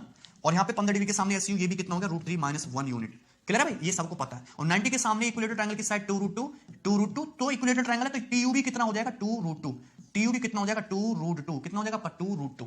क्लियर है? कोई डाउट इसमें किसी को? ध्यान से समझना। चलिए, यदि मैं ट्रायंगल x + y के एरिया का जोड़ करूं, x + y, तो क्या है ट्रायंगल का एरिया? देखो, यदि ये जो ट्रायंगल, जो एरिया x का है वही एरिया y का है। ट्रायंगल x का एरिया है कितना? 1/2 √3 + 1 × √3 - 1, 1/2 बेस इंटू हाइट, और इसका डबल कर देंगे तो x + y आएगा। देखिए 2 से 2 कट गया, 3 - 1 कितना आ गया? 2। √3 + 1 × √3 - 1, 3 - 1 कितना आ गया? 2 आ गया। चलिए, अब ध्यान से ऑब्जर्व करना है, ये एंगल 75 है, इक्विलेटरल का ये एंगल 60, टोटल कितना हो गया? 135। तो एंगल कितना बचा? 45। कितना बचा? 45 डिग्री का बचा, 45 डिग्री का। ये 75 डिग्री है, ये 60 डिग्री है, टोटल 135। तो ये एंगल कितना बचा आपका? 45। ये एंगल कितना बचा आपका? 45। नाउ ये 90 है, ये 45, ये 45, ये दोनों इक्वल इक्वल होना चाहिए। 2√2 है, तो ये तुम्हारा 2 होगा। 2 होगा कि नहीं? अरे 90, 45, 45 का कॉम्बिनेशन 2√2, 2। क्लियर है? यदि मैं ट्रायंगल UTR के एरिया की बात करूं, यानी कि जेड की बात करूं, तो जेड बराबर कितना आएगा? 1/2 बेस 2 हाइट 2, 2 से 2 कट गया, बराबर 2। तो x + y बराबर कितना है आपका? जेड। x + y किसके बराबर आया आपका? जेड के। क्लियर है? कोई डाउट इसमें? ये आसान है चीजें। x + y बराबर किसका आएगा? जेड के। क्लियर है? ठीक है, आपको ये ध्यान रखना है। यदि आप पे स्मॉल ए वगैरह आप करते तो एग्जैक्ट ही आ जाएगा। ठीक है, x + y बराबर कितना आ गया आपका? जेड के। ये रिजल्ट है, स्टैंडर्ड थ्योरम है, सी ऑप्शन है करेक्ट आंसर। मैंने आपको प्रूफ करके दिखाई थ्योरम। अदरवाइज आपको ये पता होना चाहिए कि ये जेड बराबर हमेशा x + y के सीधा सीधा याद भी रखना है। ठीक है, चलिए आगे बढ़ेंगे और नेक्स्ट सवाल, क्वेश्चन नंबर 40, बहुत ही अच्छा क्वेश्चन है, ध्यान से समझना। In the given figure PQRS is square, दिए गए चित्र में PQRS एक वर्ग है जिसकी साइड 4 सेंटीमीटर है। T is mid point of PQ, T जो है PQ का मिड पॉइंट है। ER is perpendicular to ST, ये एंगल आपका 90 डिग्री का है, this angle is 90। Find the area of triangle ESR, आपसे ट्रायंगल ESR का एरिया पूछा है। ठीक है, आसानी से निकाल सकते हैं। सिमिलरिटी, स्क्वायर के एंगल 90 डिग्री बनेगा तो हमेशा सिमिलरिटी लगनी है। मैं सिमिलरिटी पे बहुत ध्यान देता हूं। ये थीटा ये एंगल 90, ये 90 माइनस थीटा, ठीक है भाई, ये थीटा तो ये 90 माइनस थीटा और ये तुम्हारा थीटा। दो ट्रायंगल सिमिलर बन गए, triangle ESR, triangle PTR, theta 90 90 minus theta, theta 90 90 minus theta. अगर दोनों ट्रायंगल सिमिलर है तो इनके एरिया का जो रेशियो होगा उनकी करस्पॉन्डिंग साइड के स्क्वायर के रेशियो में होगा। स्क्वायर की साइड कितनी दी है 4, तो पीएस 4 है। टी मिड पॉइंट है तो पीटी कितना हो गया आपका 2, तो ये एसटी कितना हो गया 16 प्लस 4 अंडर रूट 20। स्क्वायर की साइड एसआर कितना है 4। अगर मैं ट्राइंगल ईएसआर और ट्राइंगल ये जो है एसपीटी इसके एरिया की बात करूं तो इनके एरिया का रेशियो, ट्राइंगल ईएसआर में 90 डिग्री के सामने कितना है 4 स्क्वायर और इसमें 90 डिग्री के सामने कितना है रूट 20 का स्क्वायर। इस रेशियो में होना चाहिए इनका एरिया, करस्पॉन्डिंग साइड के स्क्वायर के रेशियो में एरिया होगा। अच्छा ट्राइंगल एसपीटी का एरिया है कितना 4 दूनी 8 बटे 2, 4 हो गया, कितना हो गया 4 हो गया, 4 हो गया भाई, पूरे स्क्वायर के एरिया का 1/4। तो ट्राइंगल ईएसआर का एरिया कितना हो जाएगा 4 इंटू 16 बटे 20, रूट 20 का स्क्वायर 20, 4 से 20 5 बार कट गया, 16 बटे 5 यानी कि 3.2 सेंटीमीटर स्क्वायर, यानी कि बी ऑप्शन आपका करेक्ट जवाब होगा। बहुत आसान सवाल था, डाउट में पूछा था एक बच्चे ने, इजी है, ठीक है। चलिए आगे देखेंगे next question number 41। Question number 41 में तो कुछ करने की जरूरत ही नहीं है। In the given figure find area of unshaded region, आपसे अनशेडेड रीजन का एरिया पूछा है। If side of square is 30 centimetre, यदि स्क्वायर की साइड 30 सेंटीमीटर है, अगर स्क्वायर की साइड 30 सेंटीमीटर है तो स्क्वायर का एरिया 900 हो गया। अच्छा यहां पे ध्यान से समझना, आपको मैंने बताया है और यहां पे सब मिड पॉइंट है, ये क्यों मिड पॉइंट है, आर मिड पॉइंट है, ये मिड पॉइंट है, ये मिड पॉइंट है, यस मिड पॉइंट है।